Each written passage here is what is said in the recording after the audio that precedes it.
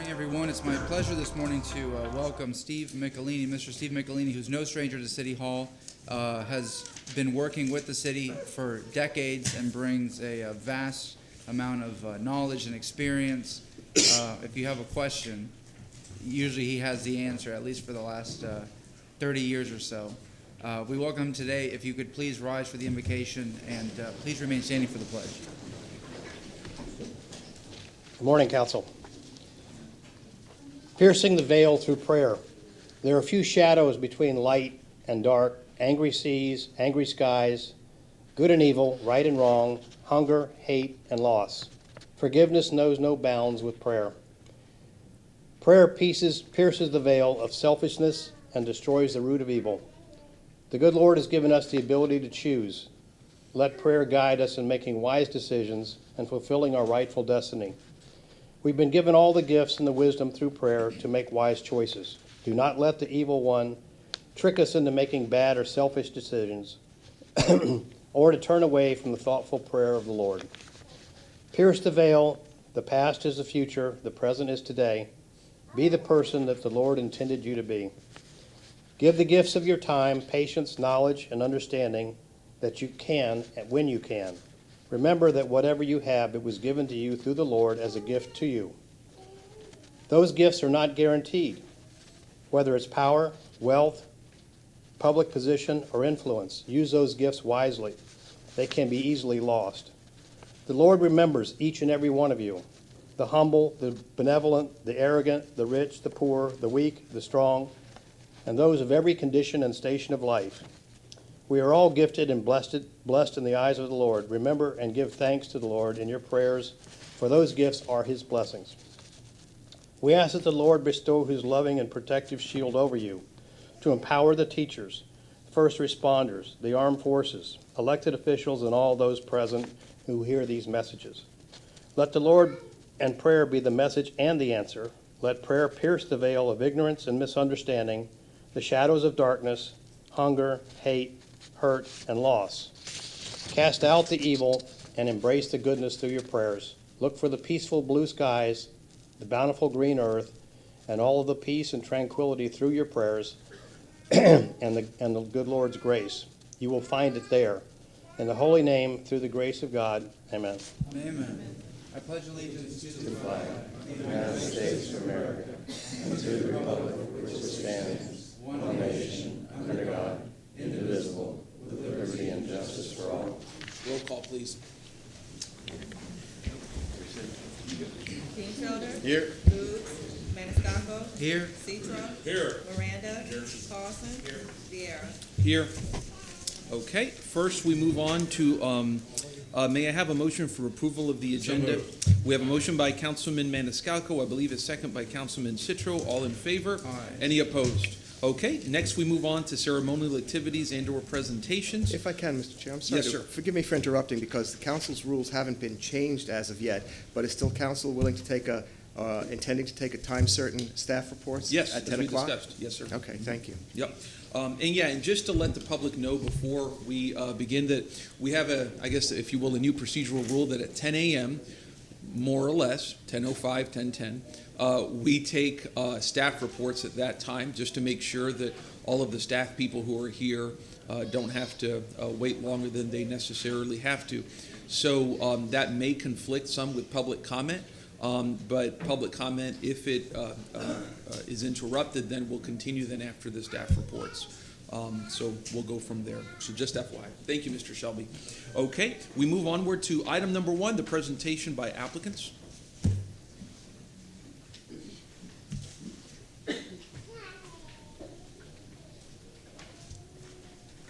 Good morning, Honorable Council. Shirley Fox Nose, City Clerk. We're here for item number 1, presentation by applicants expressing interest in the Citizen Review Board.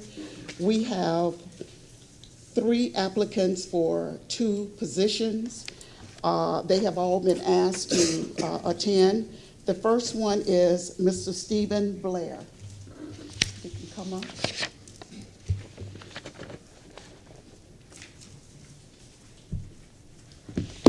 Good morning. Good morning. I have no idea what I'm supposed to do. Very new at this type of presentation, but I'm looking to become more involved. I've been a Tampa resident for 13 years, homeowner association president for 10 of those, and a 100-house community, and an employee of the University of South Florida for all 13 of those years. Go Bulls. Looking for a way to contribute, and saw this opportunity after participating in the Mayor's Neighborhood University, and here I am. 2 minutes and 30 seconds to spare. Thank you. Thank you, sir. Thank you. The next applicant is Devon James Ingandella. It looks like he's not here. The third applicant is Naresh Visa Ramohan. He can't attend, so you have a ballot. You could complete that, please. And you're voting for two.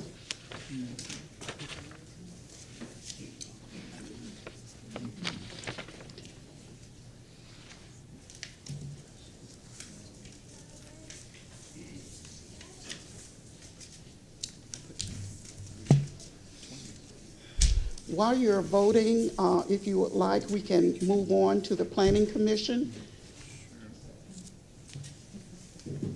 If that's all right. Chair? Yes. Oh, yes, ma'am. Okay. Yes. The first applicant is Stephen Bernstein.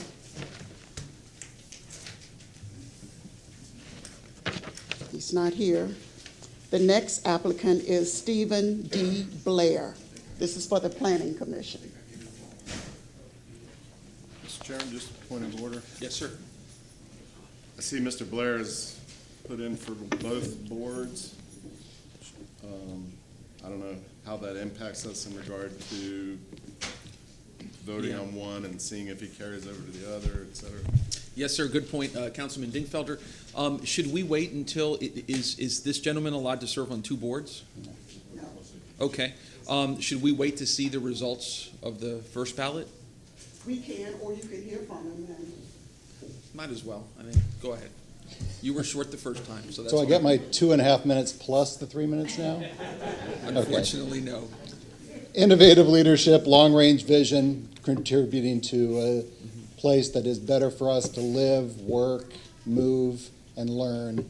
I see this commission as very important in bringing parties together. My career has been built on bringing multiple entities together and having them combine for a common purpose. This is a commission that I'm very interested in, very hopeful to serve on. So, again, another 2:30. Thank you. Thank you, sir. Question. Yes, sir. Mr. Blair? Since you put in for both, which one is your preference? The Citizens Review Board or the City County Planning Commission? So, pretty naive to this. Wherever I'm felt like I can serve the best, the Planning Commission is the one that off the record, just on site, interests me the most, just in terms of what it brings together, but I'm happy to do whatever is needed. Okay, thank you. Yeah. Councilman Moran. Oddly enough, Mr. Dingfelder brought up the point, but I talked to the clerk just before I came up to the dais saying, listen, what happens when you're on two and you're elected on the first one and it's not the one you want? I guess you're stuck with it. So grow up and learn. That's what they always told me. Thank you. The next individual is Giovanni Cardenas.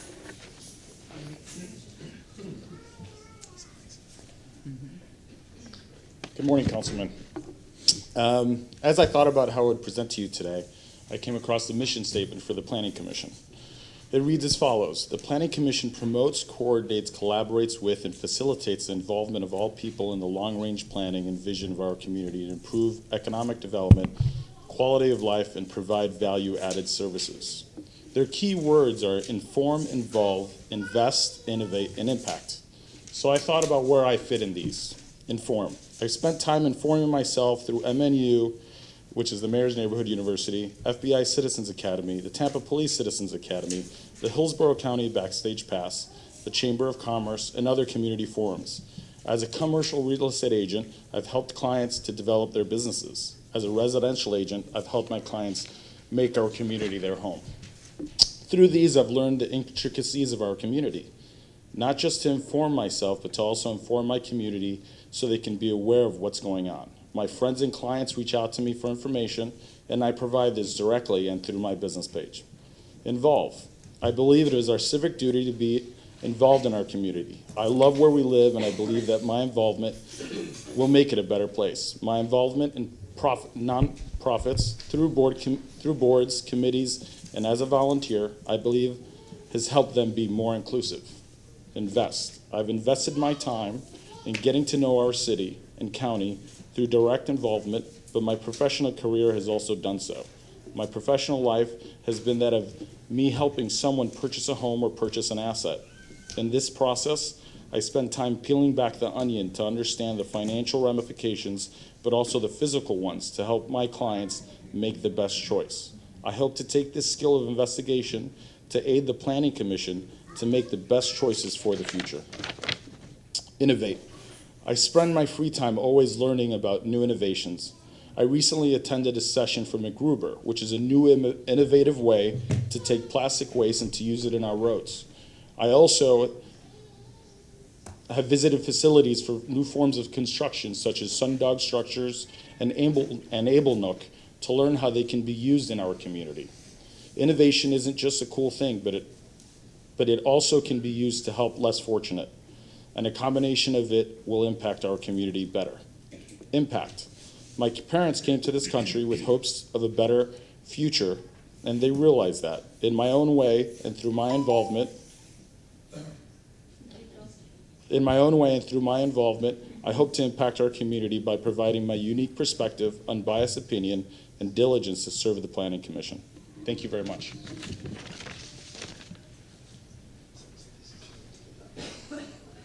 Thank you. And the last individual is Jeff Weiss.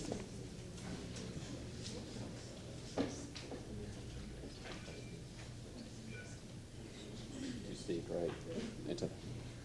Hi, is it this one? I'm Jeff Weiss. Move over here. Is this good? My name is Jeff Weiss. I have lived in Tampa since 2016. I'm from Colorado, and the reason why I'm here right now is there's so much potential of this city. I'm getting what I'm going to bring is a Western attitude to what's going on here, which mean the two things that I've seen, bike lanes, a major problem here. And it's easy, you just put cones up, and a lot of people don't understand how to drive when they're bikers here. I think that would help in all aspects. I've seen what that can do to many cities. Number two would be somehow you have to get the ballpark here. And I do know people very close to the situation with the Rays trying to get to Tampa. Major League Baseball wants them here. Actually, the ownership wants them here. St. Pete doesn't want them. And what it benefits, I've seen it happen in Denver, Seattle, San Francisco, and San Diego. The community will boom. At least in Denver, it was literally the worst area of town. It is now the best area of town. Everything within a mile of it is where all the millennials, it's a very vibrant area. It's helping the restaurant, vendors, bars, jobs, etc. So it's just a different way of helping out from a different perspective because there's so much to offer this town that's got everything to offer and it can fulfill its potential from what I've seen out west. So that's it. Thank you. Thank you. Thank you, Council. If you would vote for two applicants for both the Citizen Review and the Planning Commission. Thank you.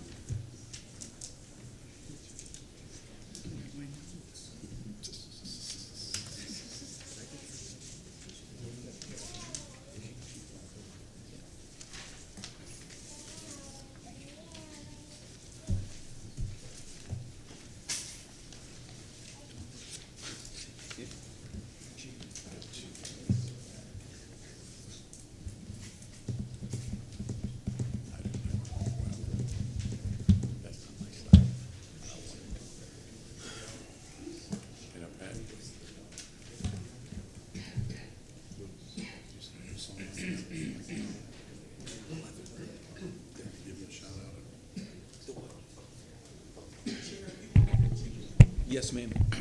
Okay. Next, we will move to our agenda, item number 3, for a commendation for Ms. Baggett. I believe, and by the way, I also wanted to, I don't have a memo here in front of me, but I know there is a memo from the office of Councilman Orlando Goods, who was unable to make it to Tampa City Council today because of another public service-related endeavor. So I just wanted to just note that for the record on behalf of our colleague. Go ahead. Thank you.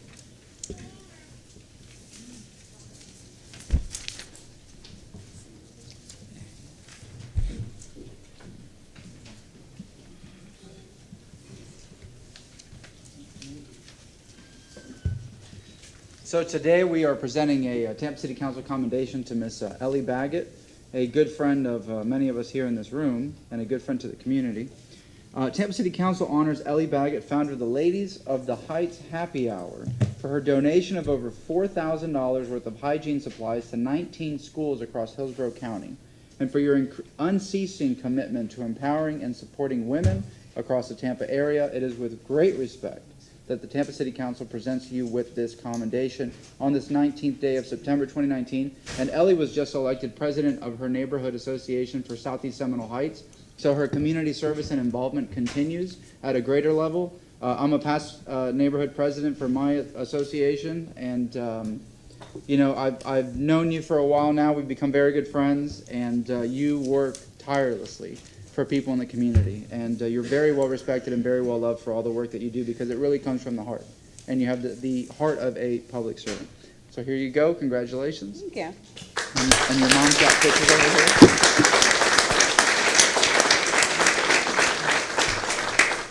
And if you'd like to say anything. Thank you. You worked really hard, so I appreciate the recognition. Thank you. Thank you, ma'am. Anyone like to comment? Anyone? Councilman Dingfelder. Ally, don't get away so quickly. Known Miss Baggett since she was a little girl. She attended school with my children.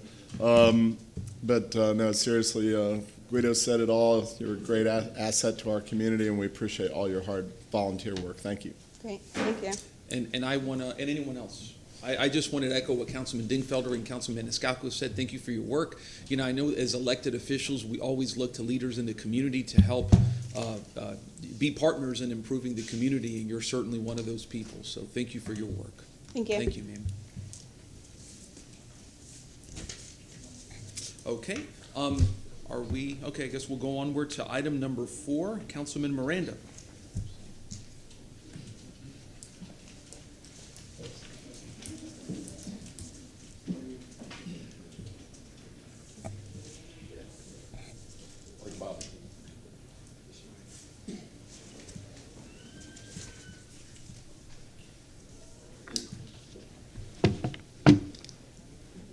Honorable Chair, Tampa City Council, honorable members of Tampa City Council, it's indeed a pleasure to present Bobby Diaz. I've known Bobby for a long time, and I noticed today he was smart enough not to sit in a row in front of him, because that's another guy that coached with him, but I'm not going to mention his name. It's a personal joke. You know, what Bobby has done is not the wins that count. It's not the way it's about life. He taught every kid that he had, all the girls that he coached for 28 years as a coach, what life was about. And why did he win so many wins? Not that he had the best teams, I don't believe.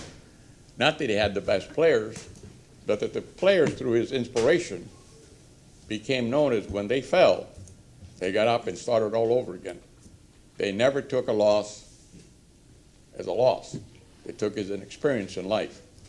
And for that, you know, he had 660 wins and only 172 losses. Mathematically, I think that's about 79% wins, and those losses only was because they were rainouts. I guess. I don't know, when you have that, I'm looking at all the great coaches that I'm known in history. I've never seen somebody with this kind of win. So, and what you've done is unbelievable. 2 state championships, 2 state runner-ups, and 9 in the state finals. No major league coach has done that. 9 regional championships, 19 district championships, 3 Western Conference titles, and 11 Western Conference titles as coach. He was 2 2 times parade athlete coach of the year, and he has done just an outstanding job everywhere he's coached. And it's an honor for me to say that I've known Bobby. We've both had hair. Yes, we did. And he's an outstanding individual. He doesn't talk much. He gives a lot of this thing, signals. But today he's going to speak. And it's my pleasure to present this on behalf of the Tampa City Council, not for the wins, but for what you taught all your thousands and thousands of kids that you taught, not only at Chamberlain. And today I wore my yellow and blue because I'm from Jefferson, to make sure that we're still rivals but friends. And that's what life is all about. Yes, sir. So I present you this commendation on behalf of Tampa City Council for an outstanding individual who was also a great coach.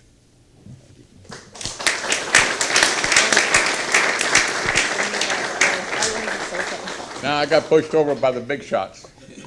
Gina Grimes, City Attorney. I just want to say just a couple quick comments because I owe Coach Diaz a personal debt of gratitude. He took my daughter as well as 4 other girls in her class, scrawny little 11-year-old girls, and he developed them into 5 Division I college athletes. They went to USF, Southern Miss, FAU, University of Hawaii. College athletics and female athletics is important for women and young girls for a couple reasons. First, it teaches them leadership skills that they wouldn't otherwise learn. Teaches them how to compete, teaches them self-confidence, and it teaches them that personal goals are subservient to team goals. And the best 2 examples I can give you of female athletes who are outstanding leaders are Sandy Friedman, who's our former mayor, and our current mayor, Jane Castor. So I just want to thank Coach Diaz for all he's done for my daughter, as well as a lot of other young women. Thank you.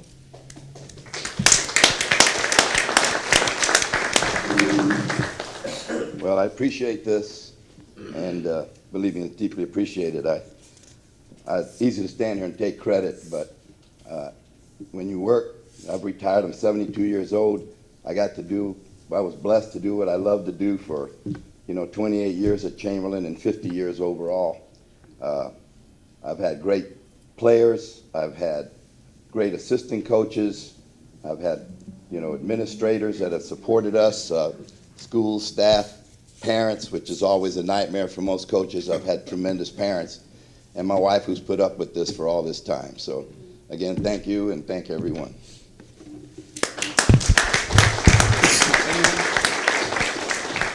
Thank you, sir. By the way, the city attorney's daughter is the head coach of Eckerd College, so you can thank Bobby for helping her give the right signals.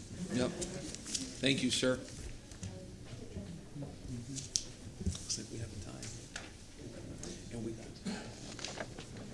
go ahead, ma'am. Shirley Foxnell, City Clerk. Council, the individuals selected for the Citizen Review Board include Stephen Blair and Devon James Ingandella. Mr. Chairman, if council can make a motion for me to come back with a resolution. So moved. We have a motion by Councilman Dingfelder, a second by Councilman Miranda. All in favor? Aye. Any opposed? Thank you. Council, we need to re-vote for the Planning Commission. We have one individual that made it, Giovanni Cardenas. Everyone else got less than 4 votes. So you don't have to vote for Giovanni Cardenas because that person made it. However, well, you won't be voting for Mr. Blair either because he made it to the Citizen Review Board. So that leaves Stephen Bernstein and Jeff Weiss.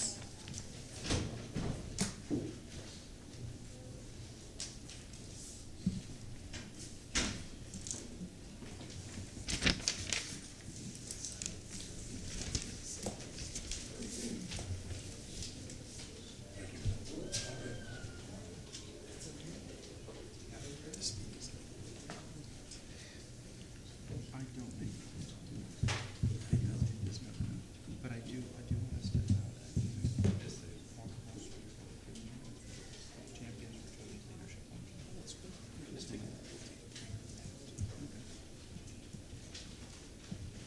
And Councilman Dingfelder, if you want to do yours, you may, sir.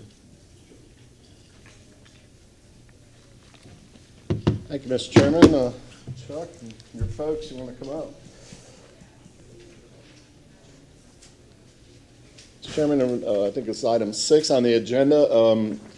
It's my honor and privilege to be presenting our 2019 Community Water Wise Awards. And we do this annually in conjunction with Tampa Bay Water and Hillsborough County Extension Service.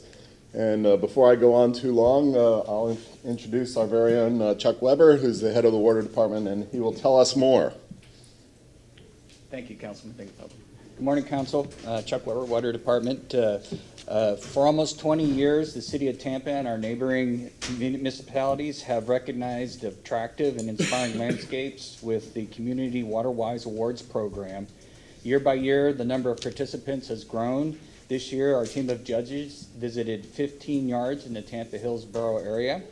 We are especially impressed by the number of gardeners in this year's competition, incorporating fruits, vegetables, and herbs in their landscapes. And to tell us more, we have with us someone who has taught thousands of people how to install a rain barrel, build a compost pile, and put the right plant in the right place. Ms. Lynn Barber. Well, it's a pleasure to be here. Thank you for having me. I would like to say that the Community Water Wise Awards is truly one of the most wonderful and fun things I ever get to do all year long. So, not that I don't like drilling rain barrels and putting in the spigots, but this is really wonderful because I can see all the creativity in so many residents within the City of Tampa and unincorporated Hillsborough County. So the thing about landscaping is this: you need to know the big picture of what you want to do, but you need to be able to chunk it into smaller parts so that it's doable. So Florida-friendly landscaping is water and environmental conservation. The Water Wise contest is open all year long. It ends June 30th every year, and so far we have 1 entry for 2020. So if you have questions, feel free to go to tampabaywaterwise.org or give me a call. Thank you. And I know Lynn knows what she's talking about because she and I are both Gators and IFAS grads, so there you go. All right. With that, can we pull up the presentation, please? Okay. In a moment, after Councilman Dingfelder gives the awards, we're going to run through just some short slides to show the pictures of the landscape. So with that, Councilman. All right. Karen Taylor and Ingo Fockler, please join us up here. Karen? Thank you. Okay. You're Inga? Yeah. All right. You got a whole crowd. Come on up. Yeah, the whole thing. Come on up. They can look at themselves up there. Yeah. I might distract them. All right. So it's my honor and privilege to recognize both of these families in recognition of being the winner of the 2019 Community Water Wise Award presented by Tampa Bay Water and Hillsborough County Extension Service Florida Yards and Neighborhoods Program. This annual competition was created to recognize those who have committed to conserving our water resources and protecting the environment by using attractive Florida-friendly landscaping. Your beautiful yards include several elements of these landscaping practices, such as planting drought-tolerant trees and plants, grouping plants with similar water and maintenance needs, utilizing alternative mulches that are environmentally friendly, providing for the use of rain harvesting devices and the creation of a landscape bed that serves to retain stormwater runoff on the property. City Council of the City of Tampa congratulates you on being selected, and thanks you for your commitment to water conservation and for demonstrating by example that beautiful yards are possible utilizing these methods. And I would say on the side that water conservation is extremely important in our community. Florida is an unusual place. It rains all summer, and now we're in the dry seasons. But we appreciate all you do, and congratulations on your commendation. Thank you. You want to move? Hi. You want to say anything? I just want to say thanks for the City Council of Tampa Bay Water to have that competition to promote the water conservation, and I implore you to have better policies to promote native plants and water conservation even further. And to see what my yard 9 years ago had hardly any animals, and now 9 years later it's teeming with life, with insects and reptiles and birds. And then when you see how important water is, City Council already talked about it. When you just look at down the road in Tampa Heights, Ulele Spring, that whole area without that spring would be not as nice. So whatever you can do to have better policies to promote that would be great. Thanks. Thank you. Congratulations. Karen? I'm just thrilled and so honored to be given this award for the WaterWise 2019. And I want to thank all the individuals and agencies that were a part of this: the Tampa Bay Water, the Hillsborough County Cooperative Extension Service through University of Florida IFAS program, the Florida Friendly program, as well as Tampa City Water Department and the Tampa City Council. You're all to be commended for your efforts to bring such an important topic to everyone's attention, which is water conservation and ecology. I will treasure my stepping stone and this award forever, and thank you so very much. Thank you, ma'am. Just real quick, we want to show you some of the pictures of the landscapes. Hold up. We got to show the fancy award. I guess there's a stepping stone. Nice. All right. It says WaterWise 2019 with the beautiful, butterfly? There you go. Congratulations. I'll go get my hernia fixed. All right, if we could bring the slides up, please.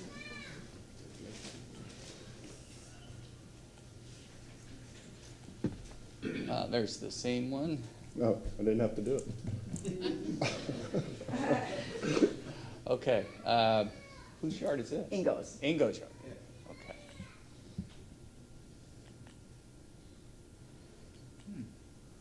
That's Karen's yard. Mm-hmm.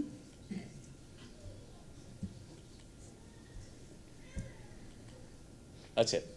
Thank you very much. Thank you.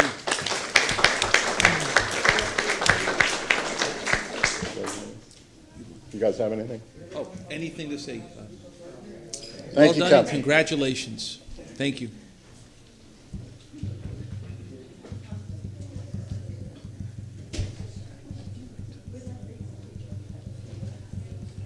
Shirley Foxnow, City Clerk. Council, the second individual selected for the Hillsborough County City County Planning Commission is Mr. Stephen Bernstein. So the two individuals would be Mr. Bernstein and Giovanni Cardenas for Thank the you. Planning Commission. Mr. Chairman, if a motion could be made So for the moved. legal department to come back with the resolution. We have a motion by Councilman Niscacco, a second by Councilman Citro. All in favor? Aye. Any opposed? And let me just say to any folks who may have applied for any of these positions and not gotten them, that there's, I'm sure, many other positions, and I'd encourage everybody to be involved in one or more city boards. I know that many of us were involved in city boards. I was with the Civil Service Review Board, which was a lot of fun most of the time when I was there, and I would encourage everyone to be involved. Okay, next we move onward to item number 6. I know we have Mr. Sharp here with many individuals. I'll give comments afterwards, but I just wanted to preface this by saying that we're honored to have everybody here for what is really an exciting endeavor that is of relevancy to all of the city of Tampa, and I suggest all of our region for the USF area, but I'll leave it to our friend Mr. Sharp. Go ahead, sir. Mr. Chairman, City Council members, it's an honor to be here. Yesterday morning, we had an opportunity to make this presentation to the Hillsborough County Board of County Commission, and we received a 7-0 vote of support. And we're here today with our team, a united team, and we brought representatives from Hillsborough County. Mr. Merrill, the county administrator, is here with Lucia Garces. We have our anchors here as well, who I'll introduce briefly, but I also wanted to say thank you to the chairman for attending our county commission meeting yesterday, as well as Councilman Carlson, who attended as well. We're here because we want to form a united front to do something dramatic and transformational in the university area. First, let me introduce the team. Mike Merrill, County Administrator, who's been instrumental in helping to bring together all the different factions and groups. We've had a number of conversations. We've met with the mayor, who's been very supportive, Mayor Castor and her team. Mr. Williams, Calvin Williams, Vice President for Administrative Services for USF is here. Jack Koloski, Chief Operating Officer for Moffitt Cancer is here. Joe Battle, the Director of the second largest VA hospital in the nation, is here. Sarah Combs, CEO of the University Area Community Development Corporation and a member of our organization, but soon we'll be asking her to join on the executive board of the Tampa Innovation Partnership, is here. And then Mr. Kemp, Bo Kemp, who will speak briefly. Mr. Kemp is a partner with Fagery out of Chicago, but he was hired by our organization to help us as we manage the Opportunity Zone and create an Opportunity Zone work fund for the district, is here. And our chairman, Chris Bowen. Chris Bowen is with RD Management, responsible for transforming the University Mall that we all knew growing up. Many of us went there to the theater and to shop, but it's now going to become an urban research village within walking distance of the University of South Florida. Mr. Bowen will address you briefly. Our anchors. The organization, the Tampa Innovation Partnership, was created in 2011, but we officially opened our doors in January of 2015. And the anchors, USF, Moffitt Cancer, James Haley Hospital, Advent Health, University Mall, and Busch Gardens. What we're creating is an ecosystem. An ecosystem means that you take the institutions as well as the people who live in the community and you bring them together, which we've never been able to effectively do in the university area. You have a number of jurisdictions, Temple Terrace, and I would like to say as well, Sherry Donahue, Councilwoman from Temple Terrace is here and on our team. But with Temple Terrace, the city of Tampa, and the county, you have the overlapping jurisdictions, as well as the Florida Department of Transportation and their responsibilities. And FDOT has been working with us, along with HART. So we want to create an ecosystem where you bring it all together, where you have a true live, work, play innovation district. A lot of things that are happening, a lot of activity is taking place right now. To the north, you've got the Advent Health development. They put $200 million into their ER and into their women's center, and right now they're building a 6-story surgical tower, $250 million facility. M2 Gen. In 2007, the county supported a major project, one of the first projects that we supported up in the university area. It was in the city of Tampa on McKinley. It was a $45 million project to build a public-private partnership. From M2 Gen, they built the outpatient facility right next door, which opened in 2017. And now Moffitt has plans right across the street on McKinley to build a major new hospital, approximately $300 to $400 million. Next door to Moffitt sits Yingling. I won't go into that project because you'll be hearing that one, but it's a major project, and it occurred as a result of all the activity around them. And they knew that while they brew great beer, they want to do more, and they want to build a place where people want to attend. Thank you, sir. We have next to that the University Mall. The mall has 100 acres of land. They recently were rezoned by the county into a new designation, Innovation Community 35. It gives them the opportunity to go from 1 million square feet of developable land to 7 million square feet. So the University Mall is a key player in this village that's being developed. USF and their research park, they have now plans for a new 120,000 square foot lab to go on the 120 acres that sits there. So we've got to bring all this together into a coherent innovation district, and that's why we're here. We're here to ask you for your support in working with Hillsborough County and our partners at Tampa Innovation Partnership. Chris Bowen's going to give you the specific ask, but our outcome is nothing less than, and I'm taking this from Dr. Steve Corral in his book, on innovation. We want dramatic societal improvements that will provide sustainable and equitable prosperity for all. And with that, I'll turn it over to our chairman, Mr. Chris Bowen. Thank you, Mark. Good morning. I'm Chris Bowen, current chairman of the Tampa Innovation Partnership, as well as chief development strategist with RD Management and overseeing the University Mall property redevelopment and reinvestment project. Over the past 60 years, an extraordinary urban innovation community has been organically growing and developing before our very eyes. Only a short distance from here in Uptown. Incredible things are occurring up there all the time. The local resident institutions and corporate players have garnered national and international acclaim and have made some very amazing breakthroughs in their respective fields. Yet, our local commercial and residential neighborhoods do not reflect those incredible accomplishments and do not yet benefit to a significant degree from them. It's time to change that. It's time to take strategic but underutilized assets like the 100-acre University Mall property and marry its redevelopment potential with our community's initiatives on a much, much grander scale through building a world-class innovation district that everyone will know about and everyone will be able to participate in.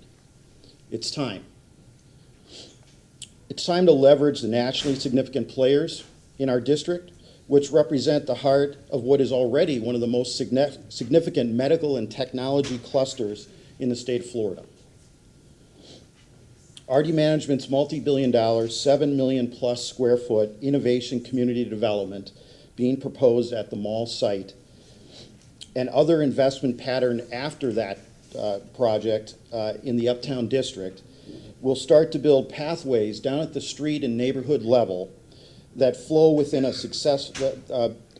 that connect our residents to the many opportunities that naturally flow within a successful and healthy innovation ecosystem.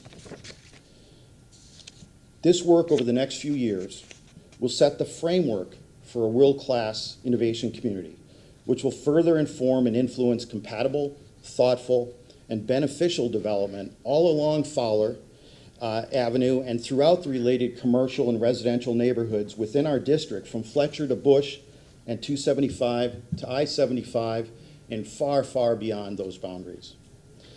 The Innovation Partnership has secured the expertise of Faegre Baker Daniels Consulting and their national practice, and its Senior Director, Bo Kemp, to assist us in developing a multifaceted Opportunity Zone program. This program is being designed specifically for our local market and with the Innovation District's commercial and community development core values in mind. At this time, I'd like to invite Bo to step up and tell you a little bit more about that initiative. Good morning, Councilman. My name is Bo Kemp. I'm with a company, Faegre Baker & Daniels. The focus of my efforts here is around opportunity zones. I've spent the last 20 years working on large-scale projects that combine public interest and private capital to actually execute them around the country. And for the last 2 years, I've been intimately involved with the Opportunity Zone program, as I formerly was the Deputy Mayor, Business Administrator for the City of Newark with Cory Booker before he became Senator and was a co-sponsor of the Opportunity Zone program. I'm really excited about what I see as the potential here. In many instances, the first difficult thing to actually achieve is to find the right private sponsor that's already engaged in helping you transform an area like this. But in this case, we've got one in the form of RD Management. The goal of what we're hoping to achieve through our process is to do two really important things. The first is to use University Mall, the Uptown area, and our Innovation District as a way to attract private capital to come and help to grow the area. The hope is in that process, it will not only spur growth and investment in that area, but also other parts of both the city of Tampa and Hillsborough county. But the second, and equally important, is to do that in a way that actually supports the local residents who live there and discourages displacement, not only of the residents, but also of the businesses that are there. And so part of our effort is to be very thoughtful and strategic about how we make sure that the efforts to grow also accommodate the people who are already there in a way that is positive and inclusive. So with that, I know we don't have a lot of time. I'd like to introduce Sarah Combs from the University Area CDC to follow up. Good morning. My name is Sarah Combs. I'm the CEO at the University Area CDC, and I just have to say that I'm beyond excited to be standing in front of you today to talk about this redevelopment, specifically talking about being a partner in this initiative, really representing the voice of the community. For over 20 years, the University Area CDC has championed positive change in the economic, educational, and social levels of the community through youth programs, adult education, affordable housing, workforce development, community engagement, and empowerment as well. And I think today we have a wonderful opportunity to bring this community forward as an intentional part of the redevelopment plan. And by including the residents of this community as part of that and seeing them as a strength opposed to a weakness, we can really create transformative change. We strongly believe that we can show and create a plan, a redevelopment plan, ensuring that the residents really get to benefit without displacement. And I know that that's something that's really important to you all, as well as the members that are here today as well. One tool that we will be implementing is our community benefits program, coupled with our land banking initiative, to ensure that our holistic approach to community development that we've been working so hard on continues to happen in the university area community. It's important for us because we made a promise to residents of the university area community, a promise to be a beacon of hope for them, a safe haven for those who needed a voice. And as fearless champions of our residents in the university area, it's important for us to continue to empower them with the essential tools needed to attain better jobs, better health, and most importantly, better futures for the children. Today we're talking about more than making positive change in our community. We're talking about a plan, creating a plan, a redevelopment plan to change the lives of generations to come. And I think that's something that we can all really get behind and support. That is why I'm here today, and that is why I urge you to support these efforts as we come together as partners, true partners, to create an inclusive community that has no boundaries and one that we can all be proud of. So I thank you very much for your time.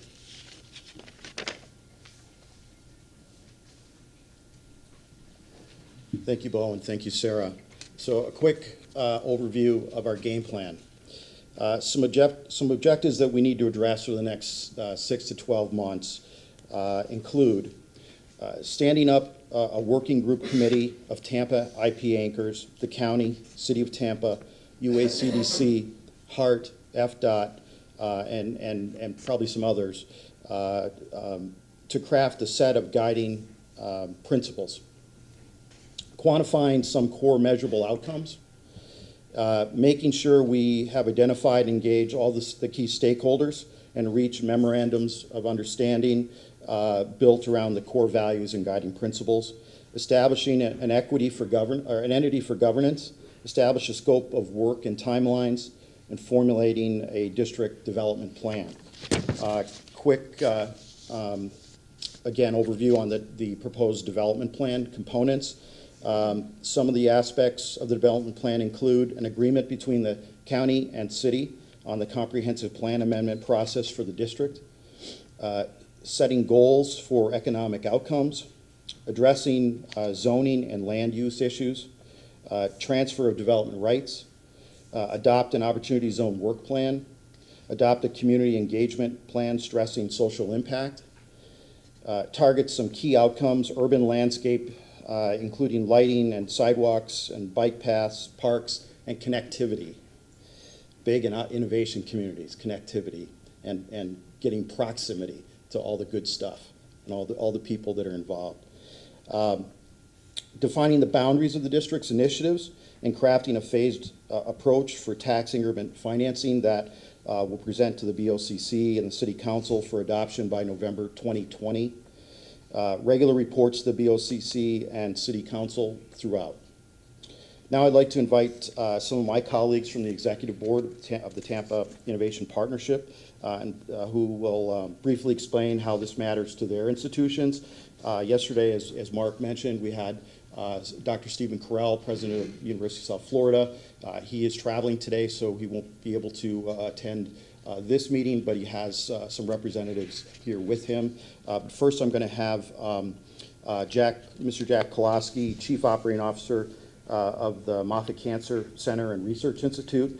Jack will be followed by the Director of the James A. Haley Veterans Hospital, Joe Battle, and then Mr. Calvin Williams, Vice President, Administrative Services, will be able to say a few words, and then I'll ask Hillsborough County Administrator Mike Merrill to come up and address the council as well. After Mr. Merrill, I'll step back up and quickly outline the request that we have of you today.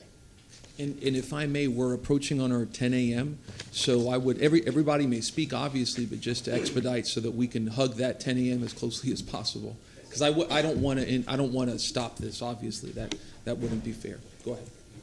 Good morning. My name is Jack Koloski. I'm the Chief Operating Officer at the Moffitt Cancer Center.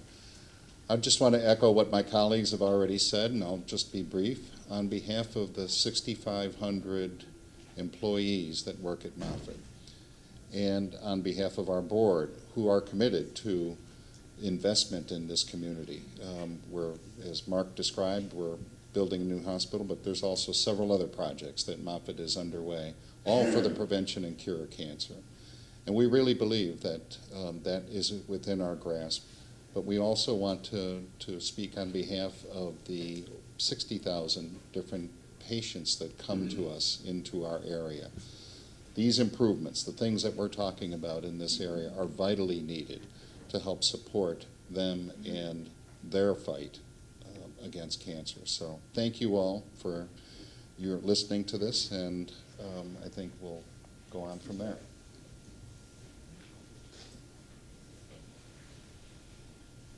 Good morning, Chairman. Good morning, Councilman. Thank you for letting me speak for just a moment. I'll keep my remarks short also.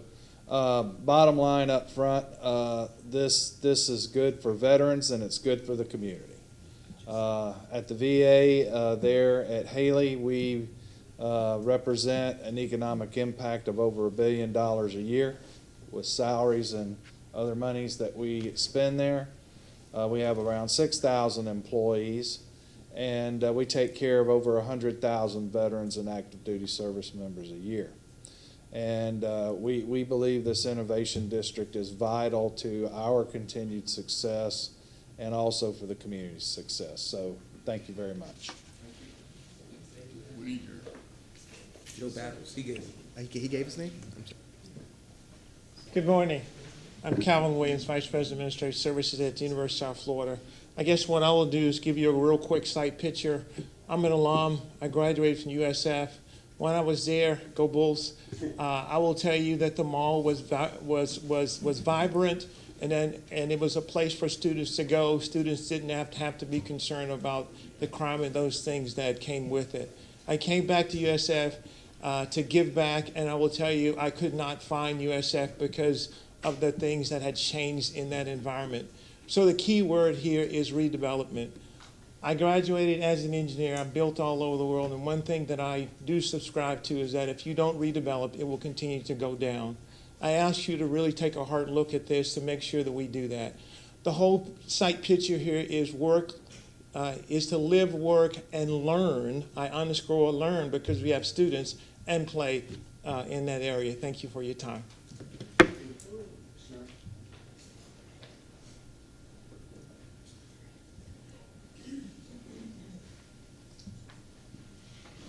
Good morning.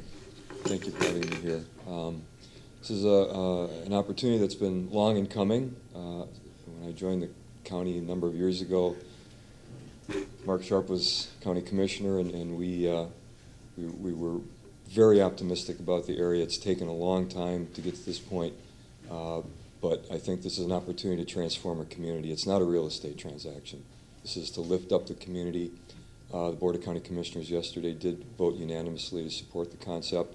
I've always valued the partnership I've had with the City of Tampa, and we have to do this together. We're living in that environment. It's for the good of all our constituents, and I appreciate you taking the time to hear us today, and would ask for your support as well. So thank you.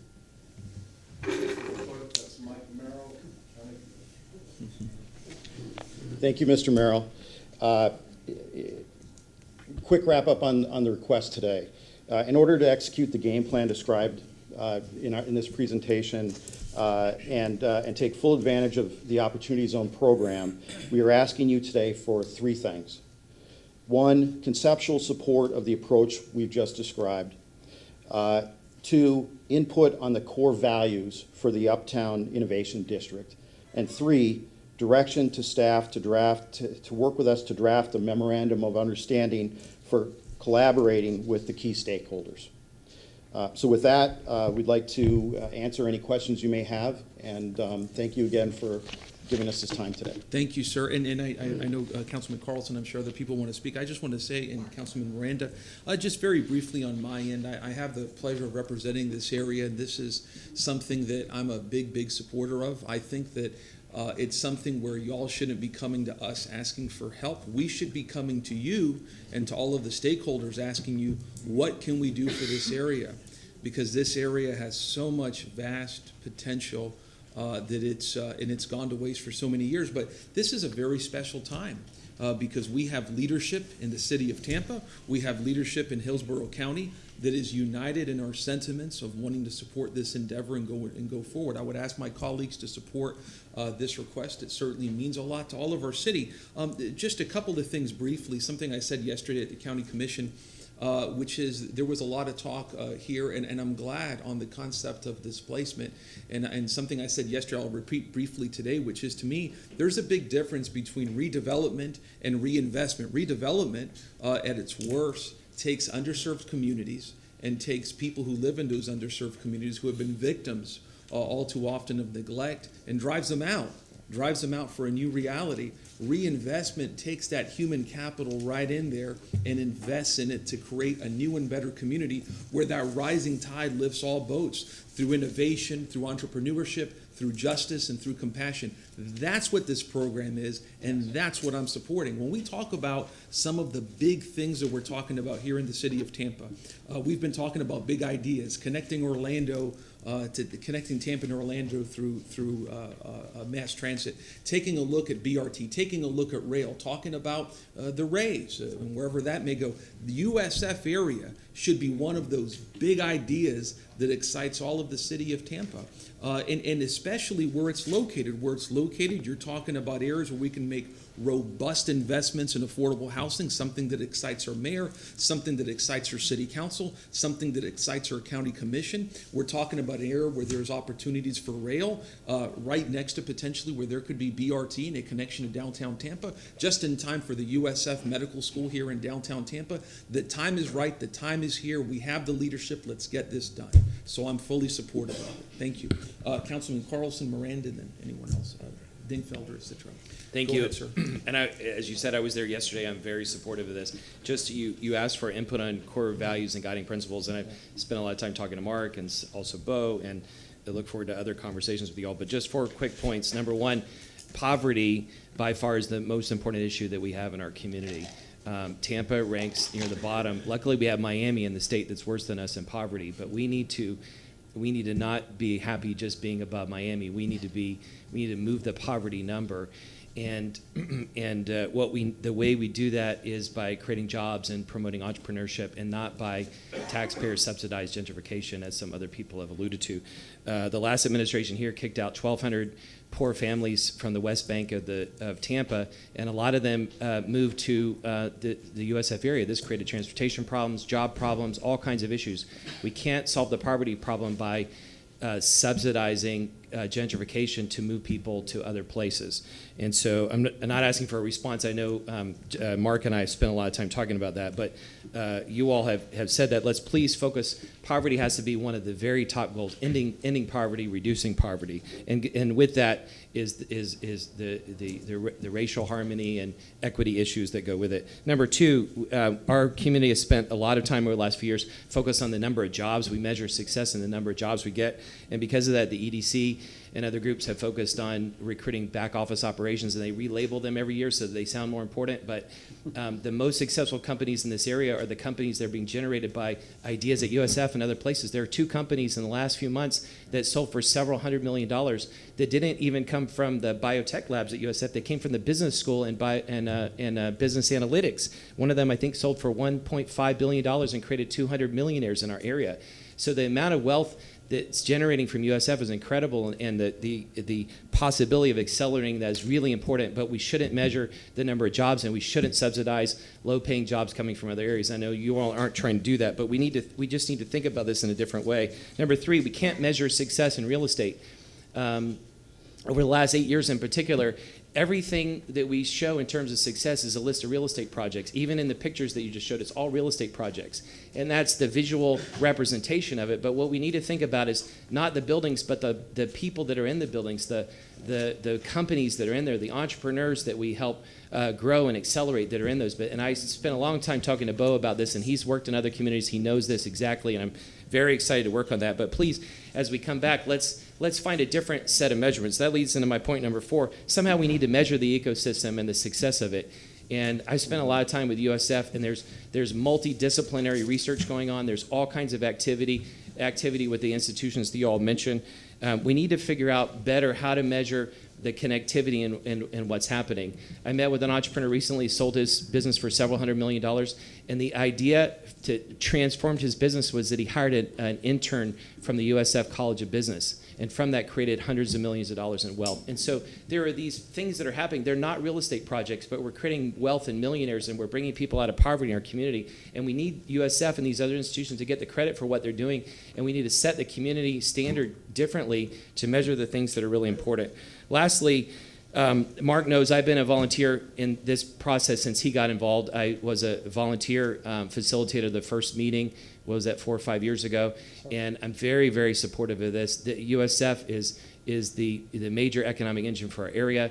All the institutions that are involved, I want to thank them for the money and time they put in to support Mark and his efforts. Without Moffitt and Florida Hospital and Busch Gardens and USF and all these groups, none of this would happen. And it's a very important process, and it's one of the most important things happening in our region. It's not in my district, but I'm going to be there every step of the way supporting it. Thank you. Thank you, Councilman.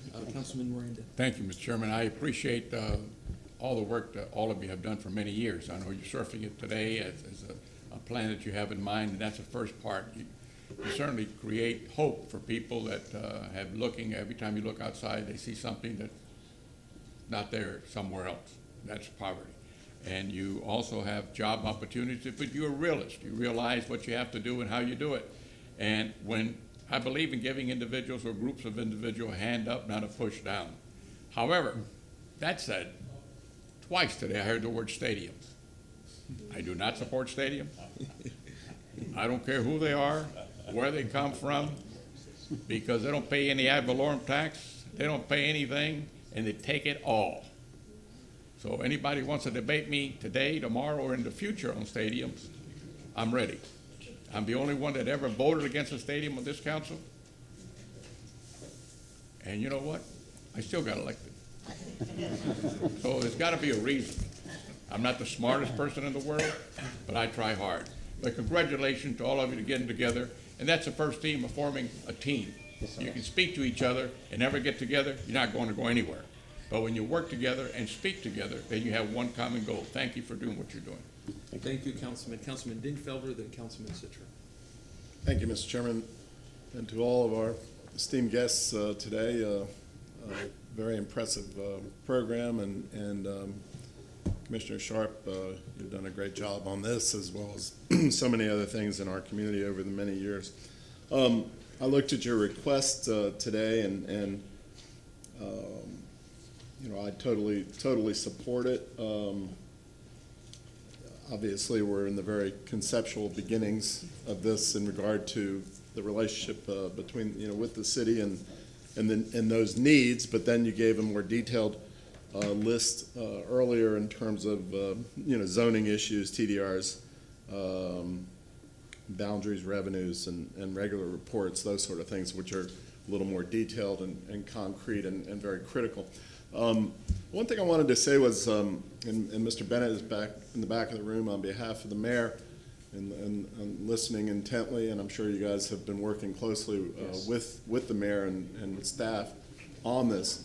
But I would suggest, and we have sunshine constraints, which Mr. Sharp's well aware of. But I would suggest, Mr. Chairman, since it is your district, and since I know that you've been deeply involved in this for years, that somehow we make sure that you stay involved in this on the detailed level. Yes. Oh, yeah. As our representative. Yep. And I'm glad to hear you saying that sounds good to you. I don't know that it needs a motion or anything like that, but it just seems like a logical thing, not only as our chair, but also that this is your district. Yes, sir. So with that, congratulations. We look forward to working with you. Thank you, sir. And again, I've already attended at least one meeting with the administration and Mr. Sharp's organization, and I'll continue to do so. So thank you for that, sir. Thank you. Councilman Citro. Thank you, Mr. Chair. Thank you for it. Mark, you know that I'm wholeheartedly on board with this. Back in 1979, when my plans for USF did not work out, I was living at 131st and 15th Street, and I did not see a way out of there. Fast forward 30 years, listening to Dr. Judy Ginshaft saying how we had this wonderful, beautiful, one of the best colleges in the Southeast, USF, but to get there you had to go through a depressed area. Nothing really has changed. So I thank you for taking the first steps and bringing us all together to make this a better area. I also want to thank you because we all know that growth is going to move from there. Maybe we can even start looking at Bush Boulevard in the future to be part of this or this type of work. Thank you very much, Mark. Yes, sir. Councilman Maniscalco. So I would say about a year ago, a friend of mine and I had dinner at the Steak and Shake on Fowler. And he went to USF and graduated in '93. I graduated in '07. And as we stood in the parking lot looking down the road, he says, it looks exactly as it did in 1993. Everything is the same. The businesses have changed and whatnot, but it's the same feel. So almost 30 years since, over 25 years since he graduated, not much has changed. But now, finally, we have the focus on that area from University Mall to Moffett to the whole area in general.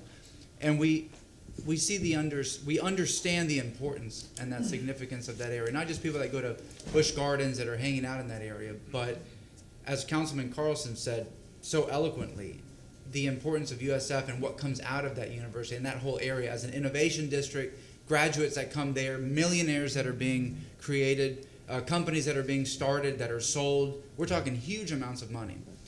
So much is going on in Tampa, but we can't just stop at the downtown area. We can't stop at Bush Boulevard. We have to go beyond that. This area here that's so significant, such a huge parcel of land.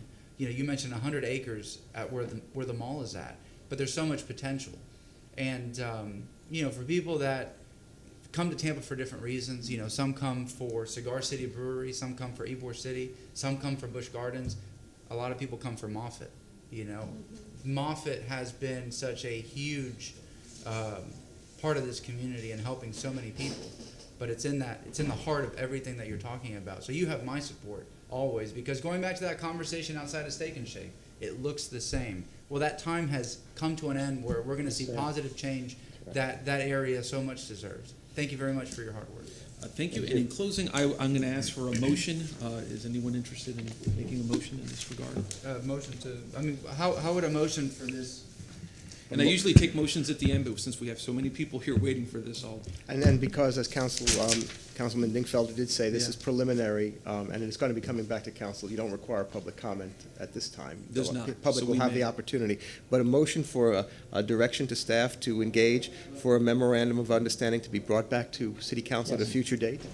Okay, and before that, just something I also wanted to say very quickly, which is that this conversation also has a lot to do with Fowler.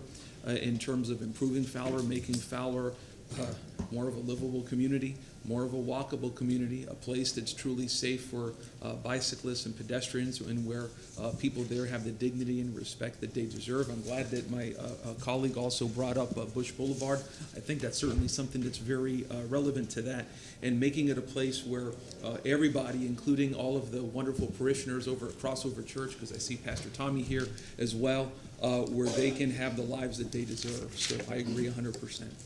You're going to, I will say, and I know time's gone, but these are gateways. Yes. Bush is a gateway into a wonderful community. Fowler's a gateway into the community. Fletcher's a gateway.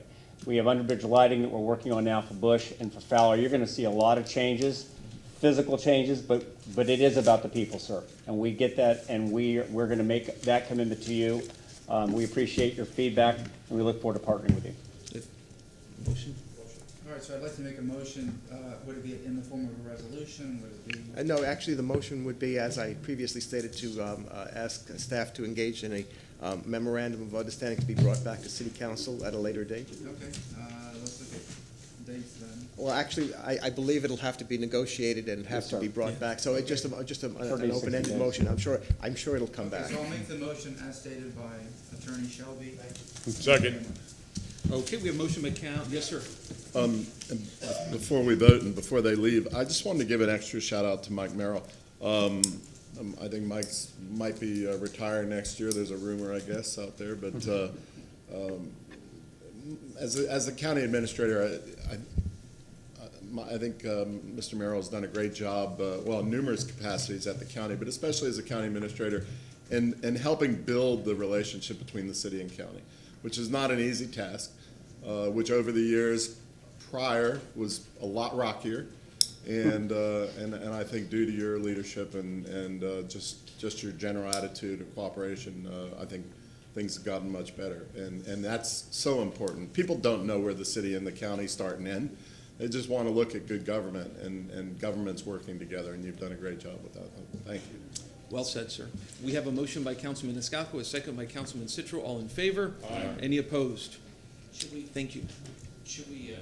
I like Councilman Dingfelder's idea of us officially designating you as the representative. I know you're doing that anyway as your councilor. I would recommend against that. Okay. Yeah. And the reason is legally that if council delegates it to him, he becomes subject to the sunshine law. No more and sunshine. that is not necessary that is not necessarily necessary in this case. But thank you all for keeping City Council plugged in. I'm going to do it through my business capacity, but thank you for keeping City Council plugged into it. It's something that's really important to us. Thank you all. Thank you. Thank you very much. Thank you. Yes, yeah, we did. Thank you, gentlemen. Okay, next we move to our, what I call our Mahomeno 10 a.m. That's more or less 10 a.m. this morning. We had a very robust morning. Let's begin, if I may, with item number 11. Very good. I know we have someone from TPD here for that one. Sir, thank you. And Councilman Dingfelder. Yes, sir. Item 11 is, I think, almost $1 million of grant money that's coming to and through the city, specifically through TPD to address the opiate problems in our community. And I just thought it'd be a good opportunity for TPD to explain the grant and what we're going to use the money for in a positive way. Thank you. Yeah, sure. My name is Paul Lazinski. I'm a captain with the Tampa Police Department. I'm currently assigned as the commander of the Narcotics and Violent Crime Bureau. Unfortunately, the opioid crisis that's affecting the United States has come to Tampa. Currently, our overdose death rate is double our homicide rate. And for the first time in the history of the United States, more people are dying of overdoses than gun violence. Do you mind just waiting 1 minute? No, no problem. Until the room is cleared. Sure. We're getting close.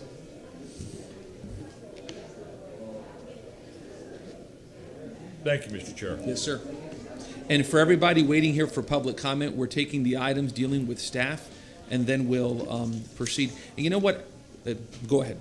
I'm getting ahead of myself. Sure. Go ahead, sir. Okay. All right. So approximately 18 months ago, the Tampa Police Department came up with a new program, and we respond to every overdose where one of our officers or the fire department administer Narcan. And we send a team of narcotics detectives out to the scene, and there's two reasons why we do that. First is we want to get treatment for the person that's overdosed.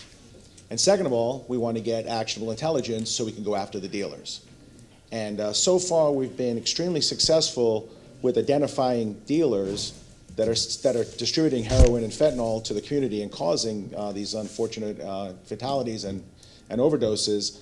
What we found, though, was the treatment side for us, there were significant gaps in the availability of resources directly accessible to the Tampa Police Department so we could get these people into treatment and also offer them diversion from criminal justice. So we reached out to several agencies, ACTS, the Hillsborough County Drug Alliance, and the USF Mental Health Institute, and we sat down and we developed some partnerships with those individuals. And we realized that the big thing that was missing was beds, available beds. So we saw this grant that was put out by BJA that does offer money for opioid treatment. So we sat down with USF and ACTS and we wrote a grant, and fortunately we were awarded the grant. So with that money, first thing we need is a program manager. So all of these people that we come in contact with that are addicts from opioid abuse, we need somebody that can coordinate all the available resources. So part of the grant is going to go to hiring a grant manager, a program coordinator, and that person is going to make sure that after we make that initial contact, they're going to follow up and make sure they get the available services. But the bulk of the money is going to guarantee that we have bed space in treatment facilities, because that is the number one issue that's causing us problems with helping these people. So I think about 600,000 of the 900,000 is actually going to guarantee that we will have bed space available for these people. And that's basically, that's what the grant's about. Any questions? No, excellent. I think it's fantastic the city is getting involved in a holistic solution for this very complex problem. And keep us posted how that goes, perhaps next year. Sure, and the one thing I would like to say is, I've got career narcotics detectives that are assigned to this, and when I told them that they're going to be basically social workers, at first they were a little bit reluctant, but I will tell you this, these guys have developed a sincere empathy for the families and these addicted people. And it was good to see that there is a human side to police officers. And I've been very proud of my guys that they've adopted that let's help people philosophy, and that's been very rewarding for all of us. The opiate issue is rather unusual and unique. As a former public defender, had many clients that got on the wrong side of this issue and charged with felonies because, as you know, one little pill that you're not allowed to have by prescription is a felony. It's not a misdemeanor, and as long as it's a listed narcotic, and so many people go down that path initially from hurting themselves. They hurt themselves. They've got some pain issue. They go to the doctor very innocently. They get prescribed. The prescription runs out, and then they end up out on the street, and then they end up in court.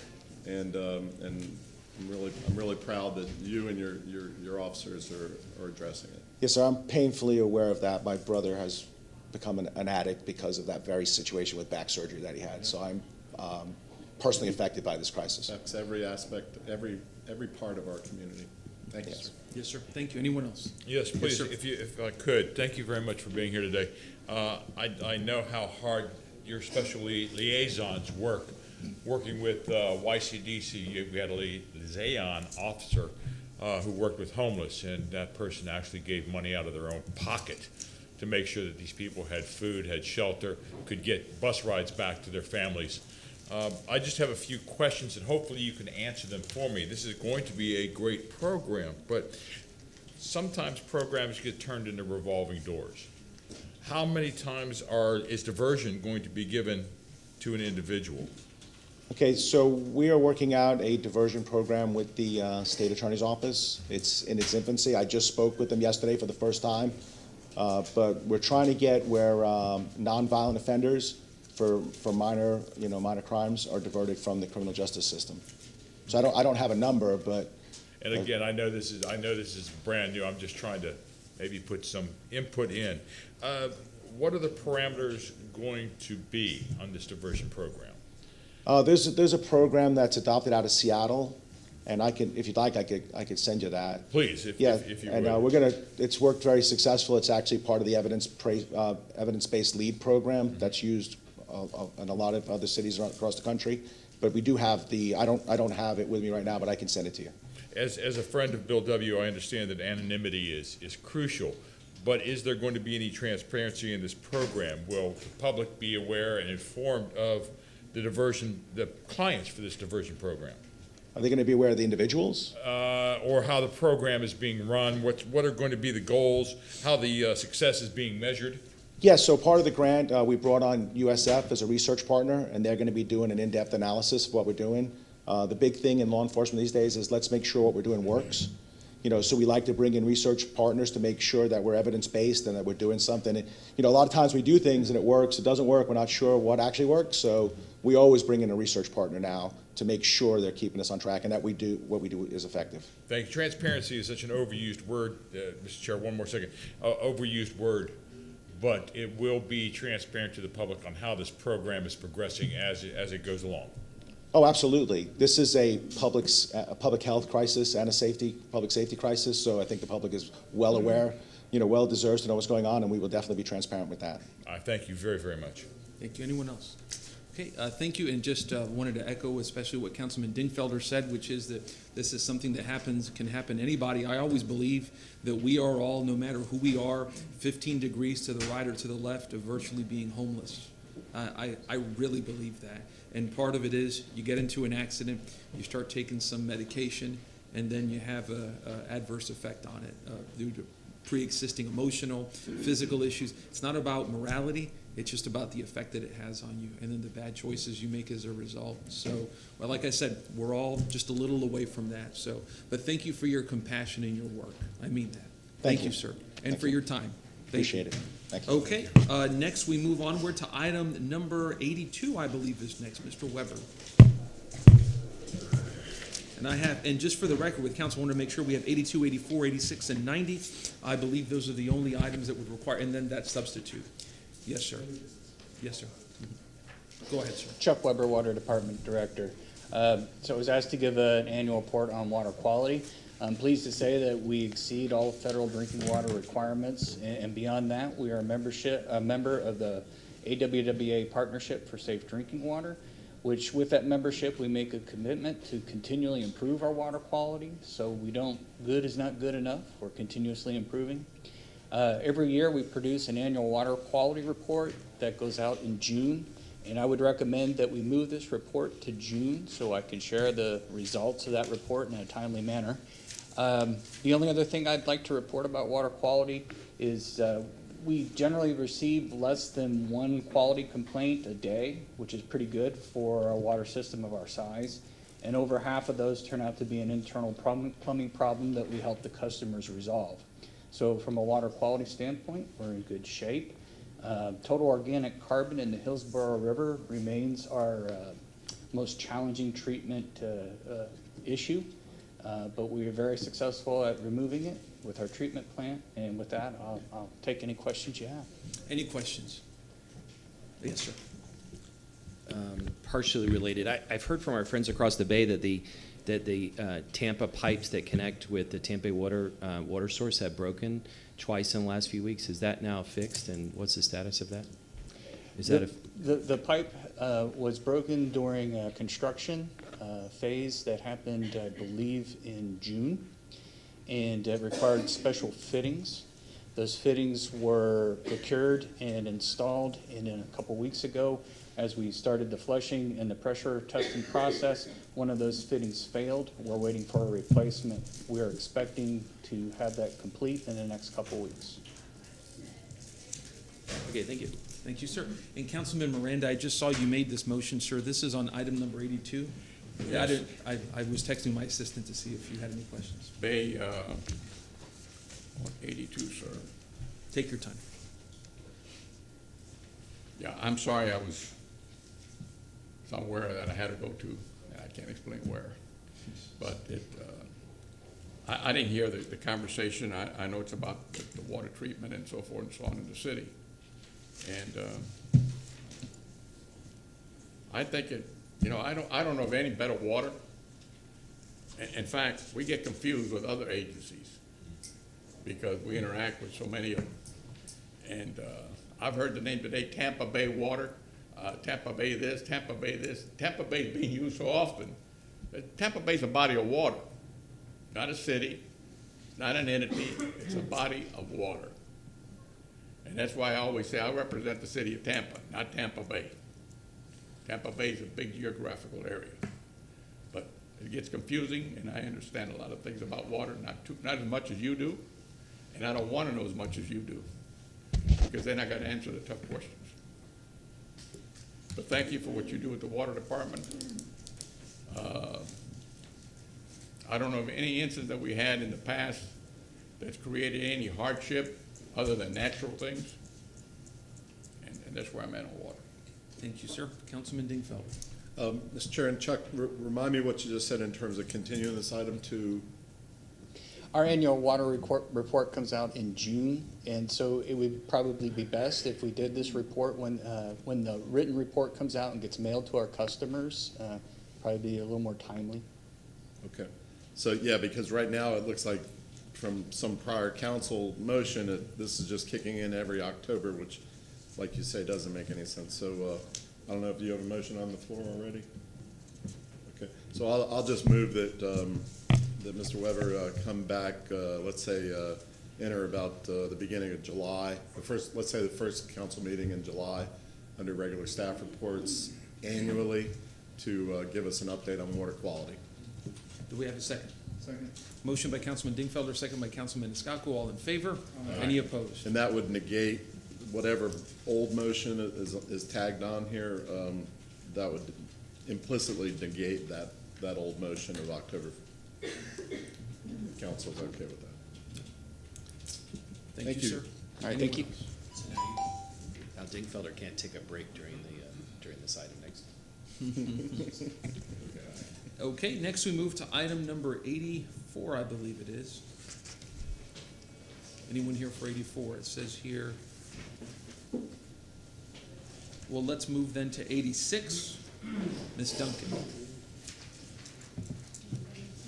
What was 80, 83? 84 was Jan McLean. I don't know if she was providing, let's see. That may be just a report. That was just a written report. Okay, then disregard. We'll take that. So disregard. We'll take it at the end. Go ahead, ma'am. Good morning, City Council. Jean Duncan with Transportation and Stormwater Services Department. We had provided a report on this item, which is regarding there was an interest in creating a Citizens Traffic Advisory Committee.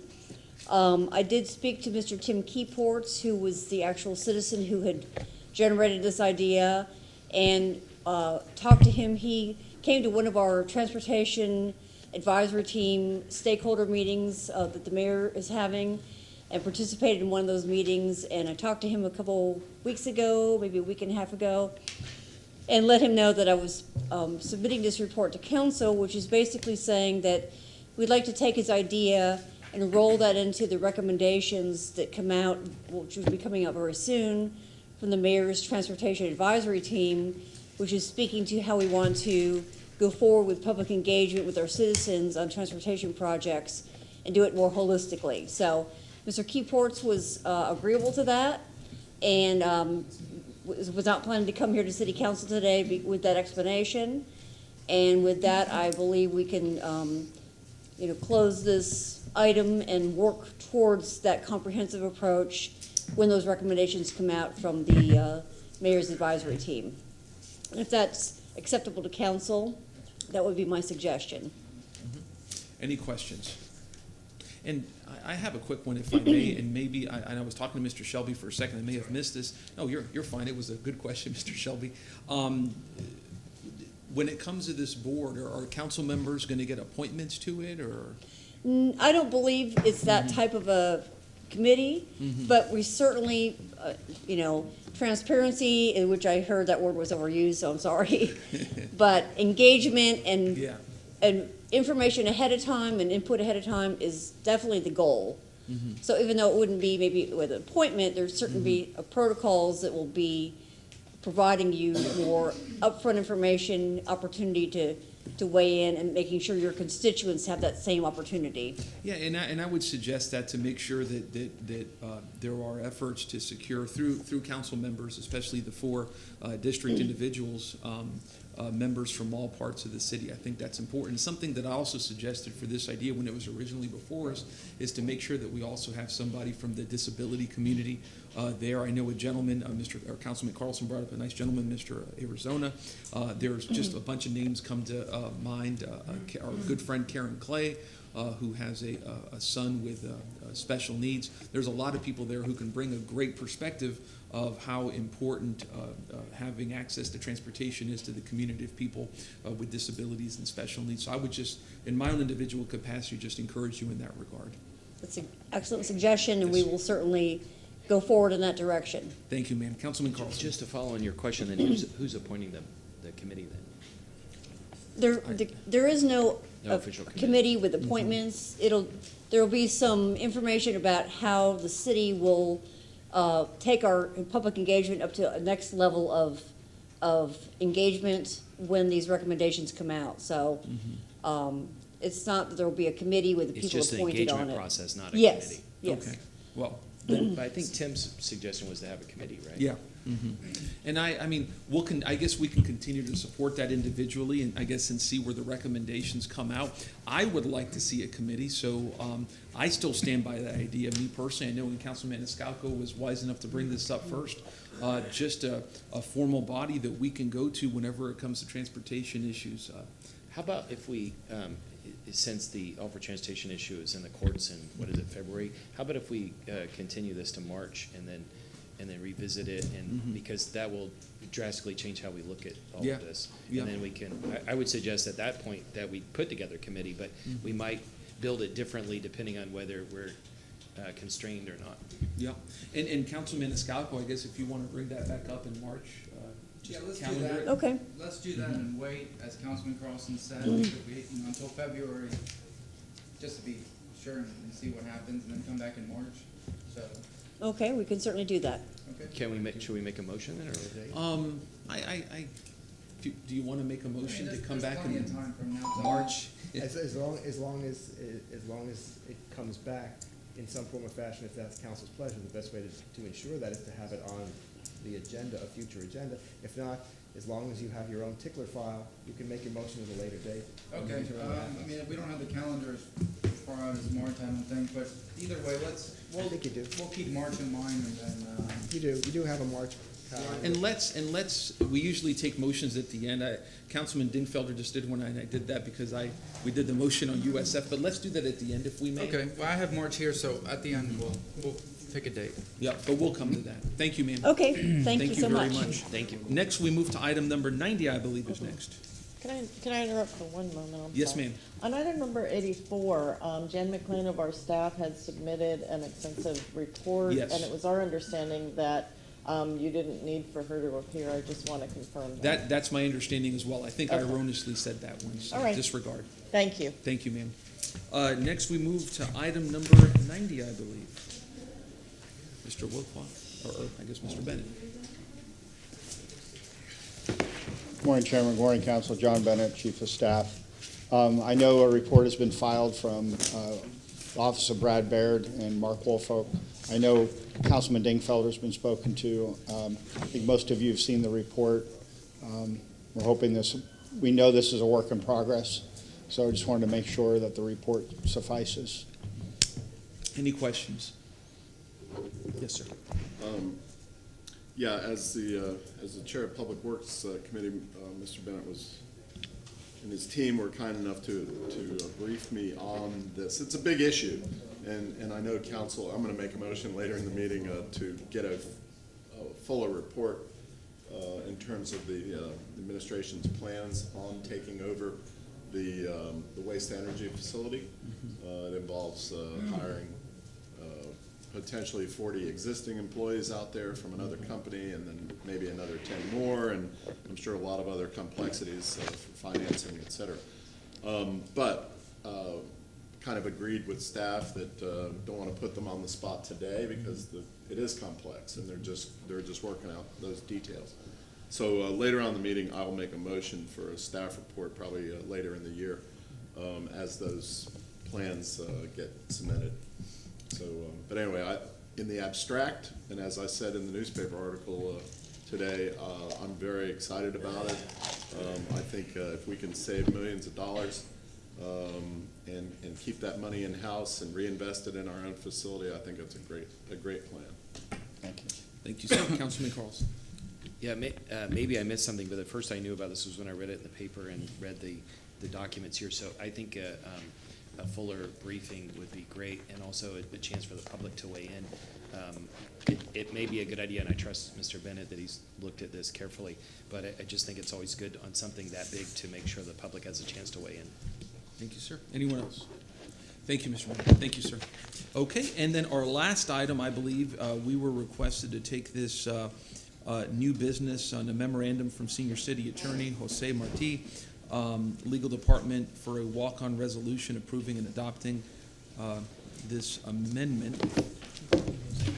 I'm sorry, Jorge Martin. He called you Jose Martin. I'm honored.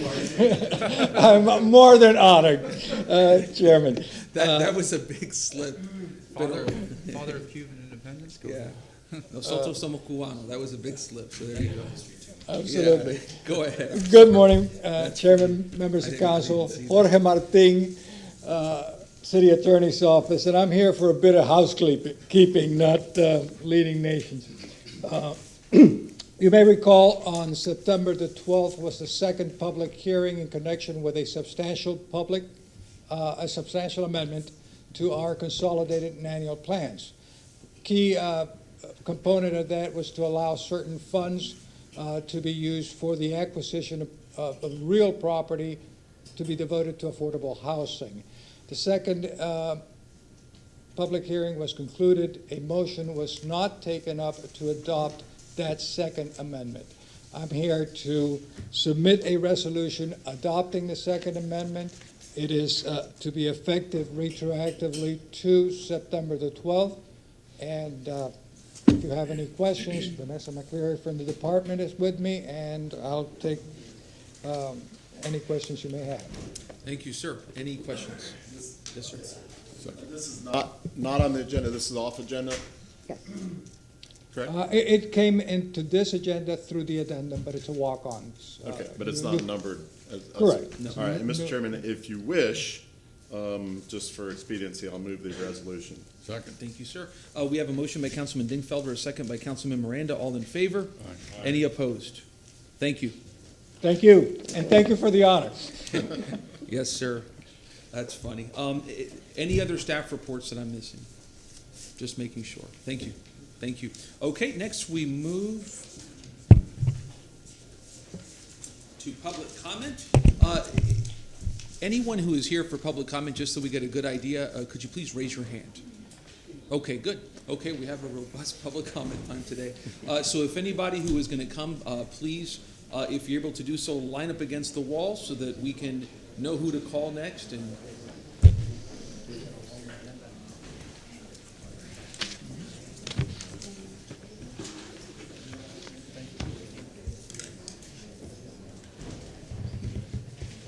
Okay, go ahead, sir. Mendez, not Tampa, Florida. You know, you can be planning a party, and if you get wind of it, that one black person is coming to that party, you're going to cancel it because of racial hatred. And you can be coming to a party or planning a party, and you get word that one gay person is coming to the party, and you're going to cancel it. And the same thing if you heard one Jewish person, you heard it might be a Jew coming to your party. And you know what? Let's cancel this party. And you can own a bakery in the northwestern state of the United States, and you can hear one gay person want you to bake a cake. And you're going to say no and take it all the way to the Supreme Court. And they say, no, you didn't have to bake those gafers a cake. That's how this city council treat black people.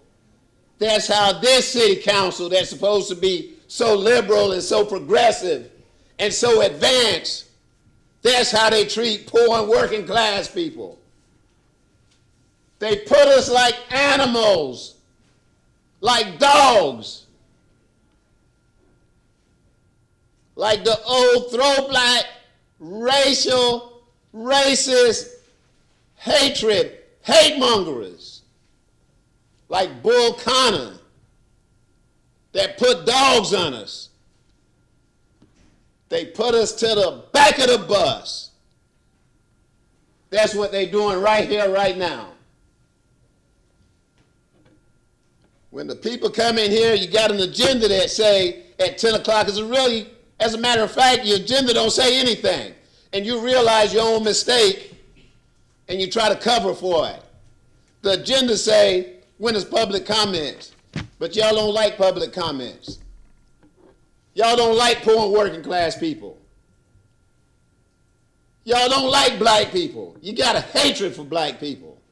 600 years and 600 trillion. Reparations. And the people went on and on and on. If there's a time for when the city employees can come and speak, let it be a time for when the public can come and speak, so we can feel invited. But you hate dissent, you hate what poor people have to say, you hate what black people have to say, and y'all treat us like dogs, like animals. The Humane Society treat the dogs better. That's racial hatred. Thank you very much, sir. Next, please.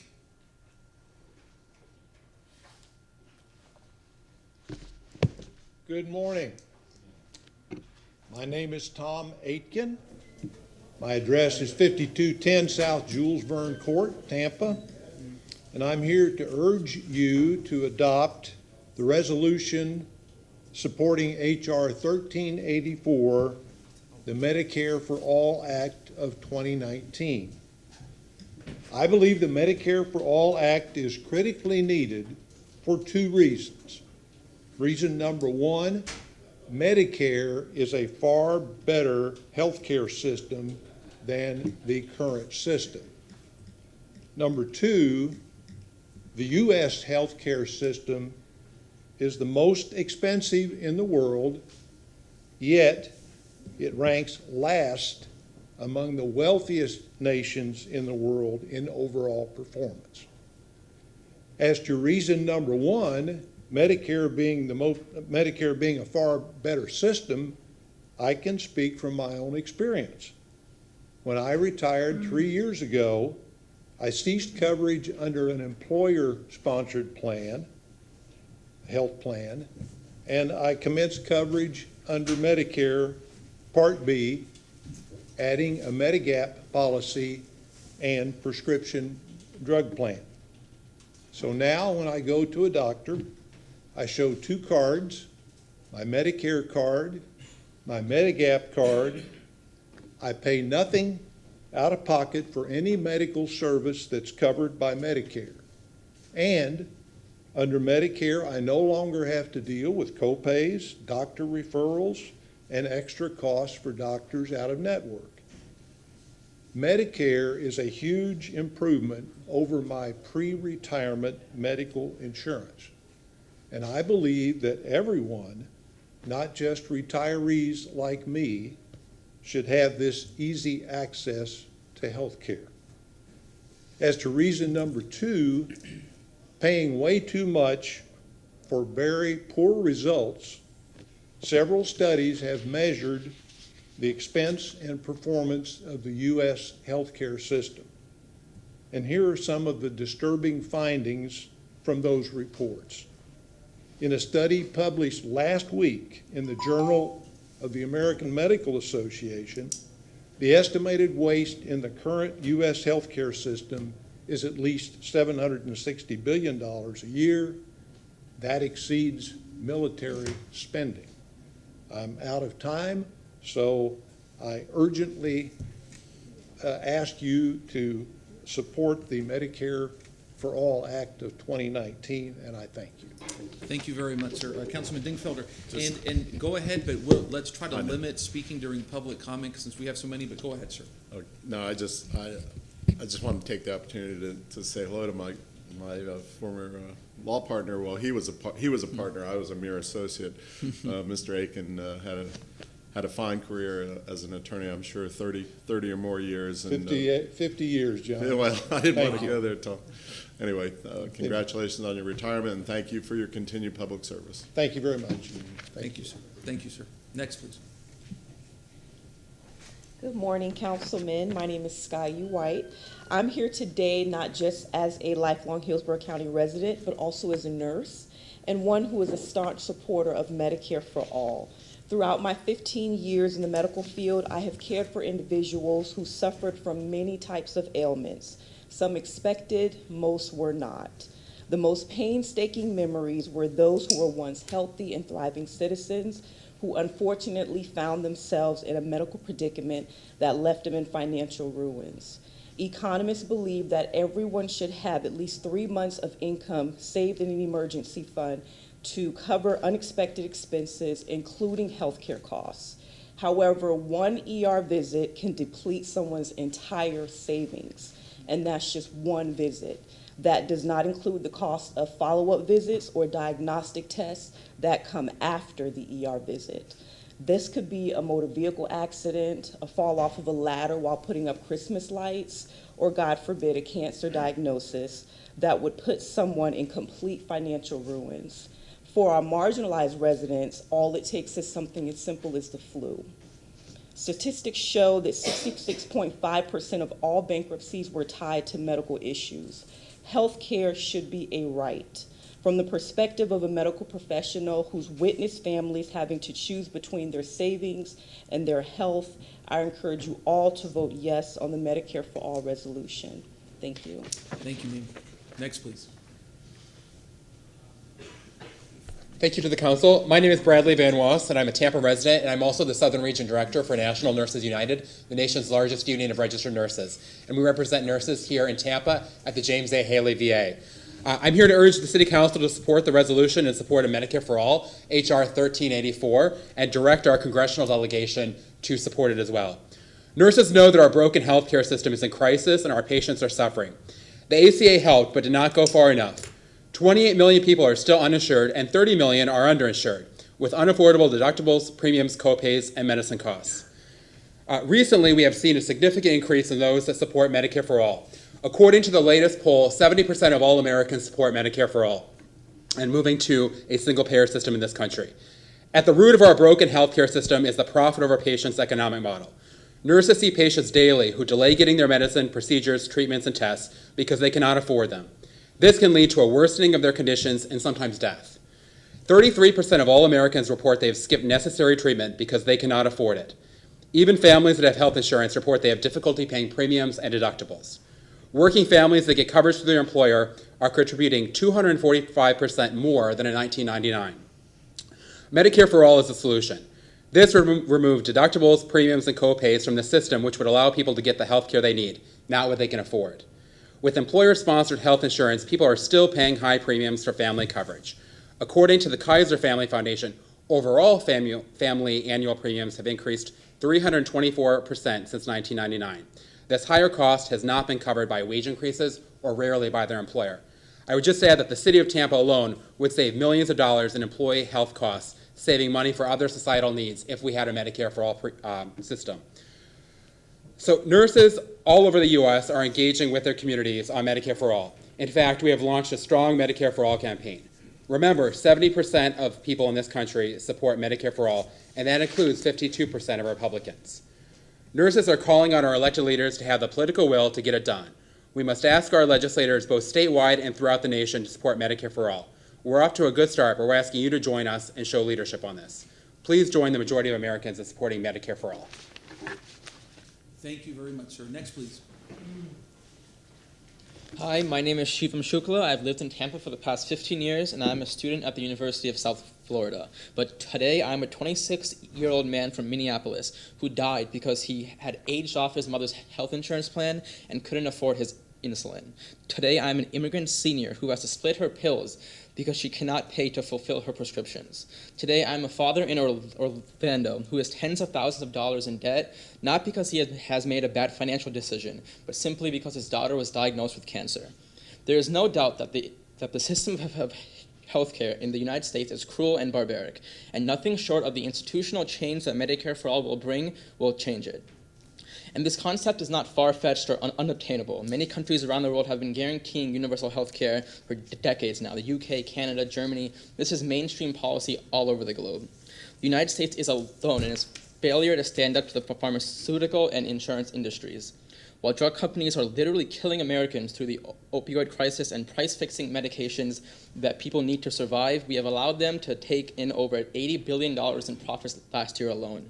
Now, to be clear, no one is doubting the amazing work that scientists and researchers and doctors and nurses are doing to advance healthcare, but capitalism and greed have turned a life-saving industry into a profit-seeking behemoth. Under a universal healthcare system, patients would have a direct line to see their doctors without having to pass through the hurdles of insurance companies, loans, out-of-pocket expenses. Now, some are quick to claim that Medicare for All will take away their health care. Absolutely not. What this bill will take away is the middleman in between you and your health care, and allowing you to go to any doctor or specialist that you want, regardless of if it is in-network. Council members, when you cast your vote on this resolution, it's a vote of morality and principle. It's whether you believe that the purpose of healthcare is to make billions for insurance executives. It's whether you believe that children should be rationing their medication because their parents cannot afford the copay. It's whether you believe that someone's pay stub sets a certain number and that should determine whether they see a doctor when they are sick. I urge you, follow your conscience and vote yes on this crucial piece of legislation. Thank you. Thank you very much, sir. We appreciate it. Next, please. All right. Hello, my name is Francisco Pierre Lewis. I am a student at Hillsborough Community College. I've been in Tampa my whole life. I came before you guys to speak on behalf of my support of Medicare for All. I believe Medicare for All would not only save people money, but it will also save lives. As of this moment, you know, we have people right now that are under the burden of student loan debt and many other things that have cost people so much money in regards to getting by throughout their lives. Medicare for All would save them money because they wouldn't have to pay co-pays, premiums, or deductibles. So, although my message is brief, I came on behalf, and I hope you guys support Medicare for All. Thank you. Thank you, sir. We appreciate it. Next, please. Hello, Councilman, Chair. My name is Beth Shoup, and I believe that health care is a human right and that we have a moral imperative to provide affordable access to quality health care for all American citizens. I hope and I pray that you feel the same. I'm appealing to your moral core to support the resolution to support H.R. Bill 1384, Medicare for All Act 2019, as our sister city of St. Petersburg has already done. Some 60 million Americans per year, including 1/2 of the insured population, are forced to skip or delay medical care. In 2016, a survey conducted by the Kaiser Family Institute in partnership with the New York Times found that 85 million Americans were in medical debt. Of those, roughly 6 out of 10 were insured. I am insured through my husband's employer's plan, which costs our family $6,000 per year in premiums, and we have a $10,000 deductible per person, max $20,000 per family. Since 2008, I have had 3 different major health issues that required surgeries and hospital stays. This depleted my entire 401k account that I had built over 20 years. But I count myself as one of the lucky ones because I was able to pay my debt and not go into medical bankruptcy. We deserve a healthcare system that cares for the health of our citizens, which is void of profit motive. Medicare for All would guarantee a single standard of care to everyone. It would provide all medically necessary care, comprehensive long-term care, mental health, reproductive, dental, vision, and all other care people need. Everyone in the United States would be guaranteed seamless care from cradle to grave, allowing us true choice and freedom to move in and out of jobs and relationships without worrying about medical care. Healthcare would be provided to all society as a public good, like the police department or the fire department, rather than as an individually rationed commodity. I once again appeal to you to support this resolution to support Medicare for all. Thank you. Thank you, ma'am. We appreciate it. Thank you. Next, please. Hi, I just want to be on the record. This is Kristen Hoffman, and I'm a Tampa resident and zip code 33629. And I'll cut through most of my comments, but thank you for the opportunity to speak today, and thank you for your support in the resolution to support Medicare for all, and encouraging our Florida delegation to support HR 1384. I'm a veteran, a mother, and a cancer survivor, and I'm so excited that we are having this discussion today. Thank you for taking a position and for raising the discussion above myths and fears and looking at the facts and supporting the greater good. At the heart of the matter, taking care of people is simply the right thing to do. I believe that the government and our leaders should serve the people and represent their needs, and we need expanded and improved Medicare for everyone. Universal single-payer health care is possible and expected of a first world country, and the very concept of Medicare for all supports life, liberty, and the pursuit of happiness, the pursuit of small businesses to form and not fear for their family's health, the pursuit of budgets for school budgets and county and local government budgets to be free from those premiums for their employees, and to not to depend on your employer for your health. Because healthcare shouldn't be an industry, it should be a standard of living. In regards to number 87 on the agenda, I want to also stand in solidarity with citizens and councilmen who are in support of the resolution calling for gun control measures, because gun violence is a traumatic medical emergency that no one can account for. And a person in a community's recovery, hospitals, clinics, in a mass casualty situation, it's so expensive in resources, time, and mental energy. And Medicare for All can lighten that, at least some of those burdens. Thank you for taking this vote, and please support both resolutions. Thank you, ma'am. Appreciate it. Next, please. Good morning, council members. My name is Steve McFarland. I'm an East Tampa resident. I'd like to speak to you today in favor of the Medicare for All resolution and to thank the members who brought this forward. I think we all know that we live in a broken healthcare system. We pay twice as much as other advanced countries, and we have worse health outcomes. We've actually seen life expectancy decline in the U.S. in the last couple of years. This is the #1 cause of bankruptcy in America, is medical debt. And I want to speak today kind of debunking some of the common corporate insurance industry talking points that attack Medicare for All. I think we've often heard that people like their insurance, that it would be disruptive to have a single-payer system. But in fact, every year, 25 million people change their insurance, right? Whether they're retiring, they get older than the age of 26, they take a new job, they get laid off. No reason this disruption should be problematic as long as you can continue seeing your doctors and nurses and your healthcare professionals enjoy, which Medicare for All would guarantee. We also hear a lot about a public option, right? That perhaps people should have the choice between a public program and a series of private for-profit insurance companies. But without single payer, there's really no way to control the costs that these sort of hodgepodge, crazy quilt system of so many different insurance companies brings us, right? Medicare as it exists has only 2 or 3% overhead, right? The private insurance industry has something more like between 13 and 20%. So this would be a program that would reduce the costs that Americans are paying in health insurance. Even libertarian think tanks have projected over 10 years a savings of $500 billion for Americans. So I just want to speak and urge you to pass forward this resolution, send a strong message to our congressional delegation that healthcare is a human right, that it's an atrocity that the most advanced and wealthy country in the world can't guarantee health insurance to all its citizens. Right? We have 30 million people without insurance, another 40 million people whose insurance is so lousy that they can't afford to use it. So I hope you'll act to do something in favor of Medicare for All. Thank you. Next, please. Council members, thank you for having us. My name is Brad Hunsinger. I am also here in support of Medicare for All, and hoping you all will voice your support as well.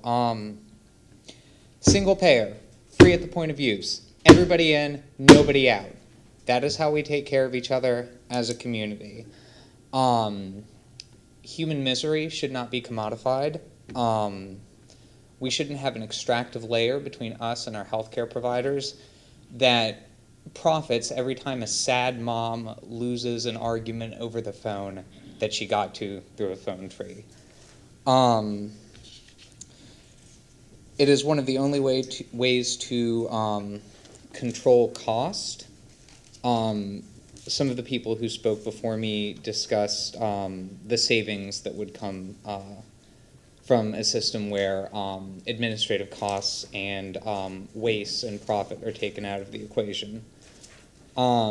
We've heard a lot of statements today about community development, about ending poverty, reducing poverty, equity, and racial harmony. These are quotes taken from people speaking in support of other portions of the Council's agenda.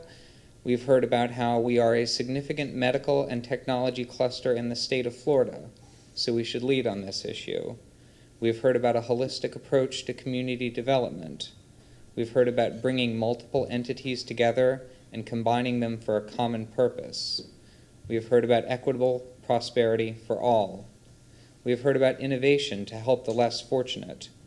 We have heard about so much potential in this city, and we have heard about a united front to do something dramatic and transformational.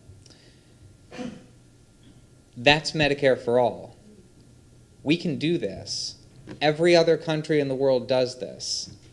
We hear all the time that we're the greatest country in the world. We can certainly figure this out. We have the resources and we have the know-how.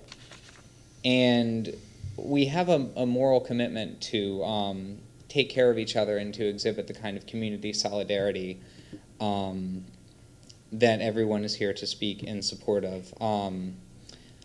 I'm going to close with a quote that I've taken directly from you, Council Member, on a different topic. The time is right. The time is here. We have the leadership. Let's get this done. Thank you. Thank you, sir. Thank you very much. Next, please. I guess so. Good morning, Council. My name is Mike Pettit. I'm here from Tampa Bay Extinction Rebellion.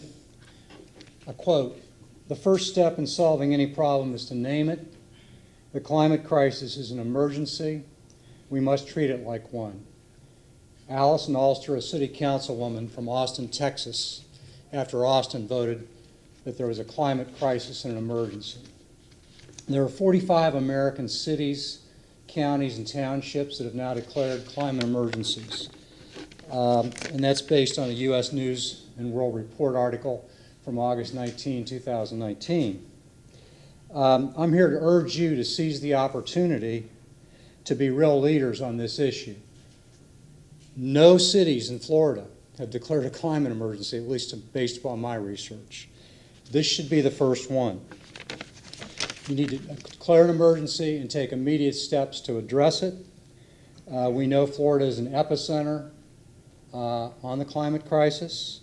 According to Tampa Bay Times, we are looking at 127 days a year of 105-degree heat index before 2050. Those kinds of temperatures making it possible to play or work outside.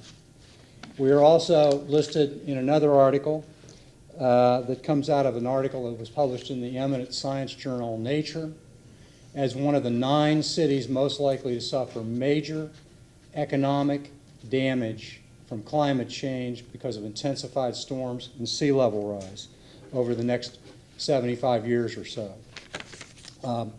You have an opportunity here to do something great.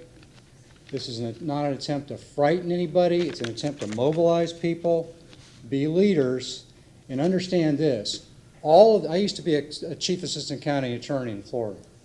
I sat through so many meetings like this I can't count them. And everybody that comes in here today, and everybody that's spoken, and everybody that will speak, is passionately behind their issue. And it's the most important issue. But understand something.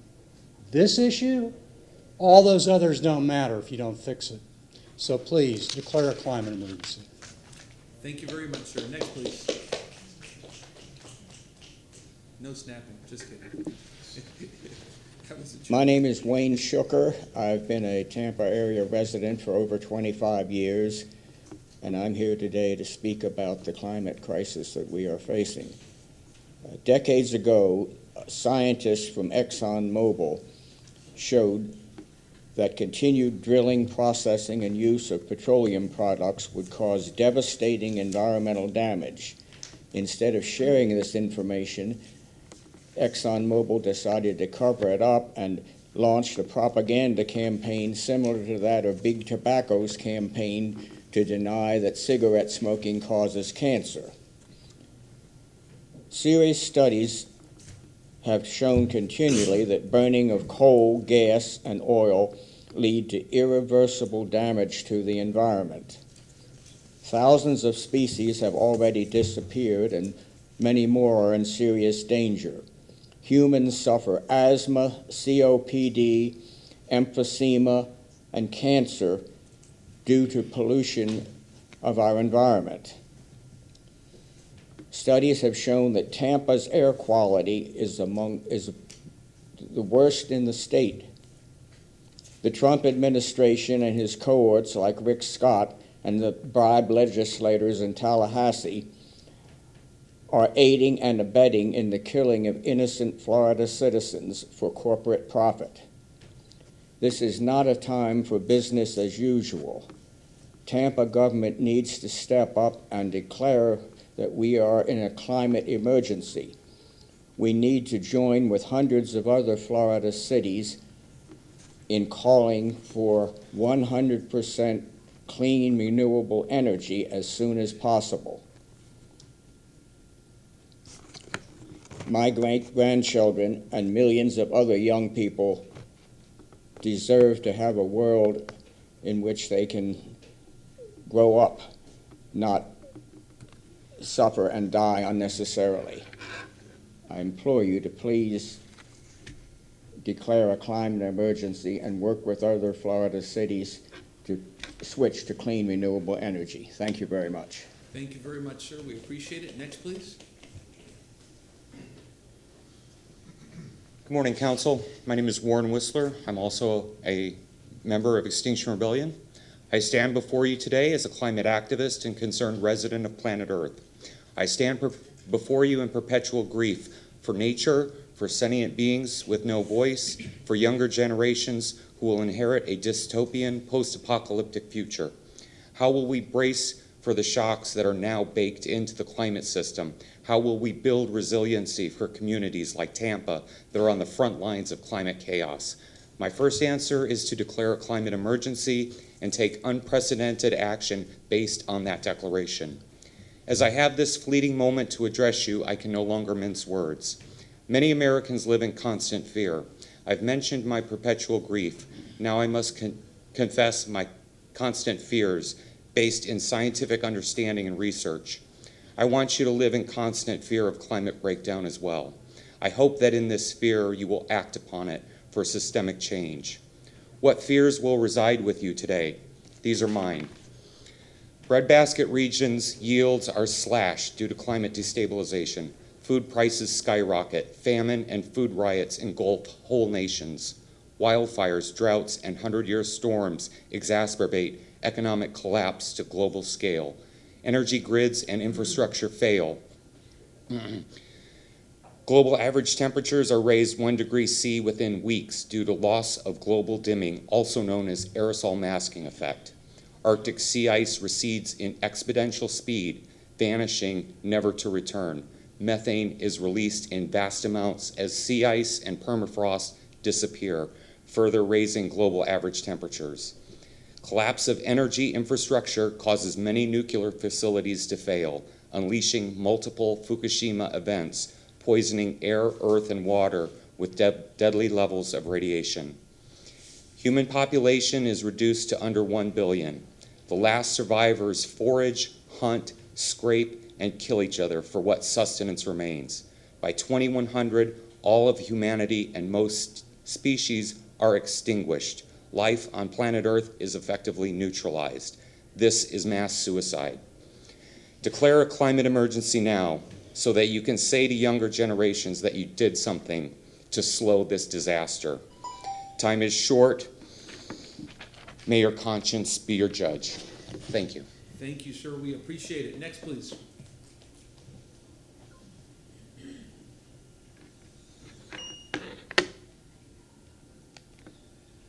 Hello. Sorry. Good morning, City Council. I am here before you all today as a member of Extinction Rebellion. But more importantly, my name is John C. Kate, sorry. But more importantly, as a mother and a concerned citizen. I have come here to urge you, City Council, to issue a climate emergency for the city of Tampa. We have sent out letters to both our Mayor Jane Castor and State Representative Kathy Castor, asking them to do the same. Our words have fallen on deaf ears. So now we ask you to be the leaders and to lead the city of Tampa away from the mass human catastrophe that is headed our way. I'm not going to talk about the science today. Why should I? The science has been there for over 50 years. And for the last 50 years, it's been denied and it has been debated. So instead, I'm going to talk to you about why this is so important to me. Their names are Joshua, Deja, Faith, and Alora. They are my children. Like any good mother, I want them to be happy and have a decent life. The climate breakdown is standing in their way. My son Joshua is away serving this country, and yet I have to wonder, is there a country for him to come home to? My daughter Deja graduated last year with honors. Now I watch her worry if she has a future ahead of her. My daughter Faith is a junior and graduates next year. Each morning I watch her fight with herself to go to school. Is she wasting her time that she has left learning things that no longer hold any value? I guess that's just one more question Mommy won't be able to answer for her, nor will Mommy be able to ease her anxiety and pain. My daughter Alora, the youngest of my tribe, not even yet 3. A whole life ahead of her, but what kind of life really lies ahead? It isn't one I would wish on my worst enemy. Most of us here have had our fair share of good years. Yet we continue to do everything to ensure that our youth do not get the same advantages. What kind of Tampa world do you want your own children, grandchildren, and all of everyone else's children to have? You have the ability to do the right thing by them. The question is, will you? Or will their blood be on your hands? Thank you. Thank you, ma'am. Next, please. Morning, everyone. My name is Bo Robichaud. It's great to see you all this morning. There are a lot of experiences everyone in Tampa shares. One of those common experiences is getting sick. I mean, illness happens, right? But how we recover from those illnesses depends mostly on the money we make and the color of our skin. Evidence showing a racial health gap between black, brown, and indigenous Americans on the one hand and white Americans on the other is decades old, and the white folks are doing noticeably better than everyone else. Securing the freedom of guaranteed health care is a large step towards ending the segregated experience. I would ask the council to support Medicare for all so that when the people of Tampa get sick, they know they are free from the financial ruin that often accompanies illness. By supporting Medicare for all, the council makes a statement that they are willing to stand in support of a bright multiracial future for Tampa and put an end to segregated outcomes. By supporting Medicare for all, the council, by supporting Medicare for all, the council stand against the greedy drug manufacturers who arbitrarily force the price of medicine to skyrocket while they push opioids onto our street, as the police captain stated earlier. I ask you to vote with vision, to vote for Tampa's dignity, and to help close our racial divides as we move ahead more united than ever before. I ask you to vote in favor of supporting Medicare for all. Thank you. Thank you, sir. Next, please. And I believe this gentleman will be our last speaker. Thank you.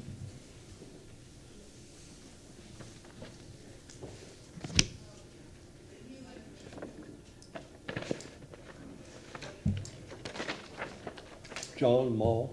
I'm a water harvester, homesteader up in South Seminole Heights. I have been trying to get a mitigation credit because I've stopped all the stormwater runoff from my property. Some people disagree with me, and I was just handed a few minutes ago apparently a memorandum. Jan McLean was told to appear here, but I didn't see her anywhere. Maybe you did. Some people are told to appear and discuss. Other people are just told to appear, but still they don't appear. Anyways, this thing I just got handed, I don't know if the Elmo's working, but it says, apparently not, that to expedite matters, the staff is conducting an engineering review of the property. I think that's my property. The results of which will be provided to council. I'm looking forward to seeing that conclusion also. I'd like for them to tell me just how much stormwater is coming off of my property, how much has come off in the last year. From my observation, it's zero. A memorandum, again, Jan McLean didn't, she appeared but was reluctant to say anything till Mr. Dingfield questioned her. And apparently in her response it said, you can amend this stormwater ordinance if you want to. And I think what really should be amended is that instead of may, it seems to be at the discretion of Jan McLean whether she gives it or not, to replace the may with a shall or must. So hopefully when this report comes back, when it determines from a PE that I have zero stormwater runoff from my property, that I do get the 100% mitigation credit, not just maybe. And I'm thankful that now it looks like the burden has been shifted to the city to say whether a homesteader is reducing the stormwater from their property.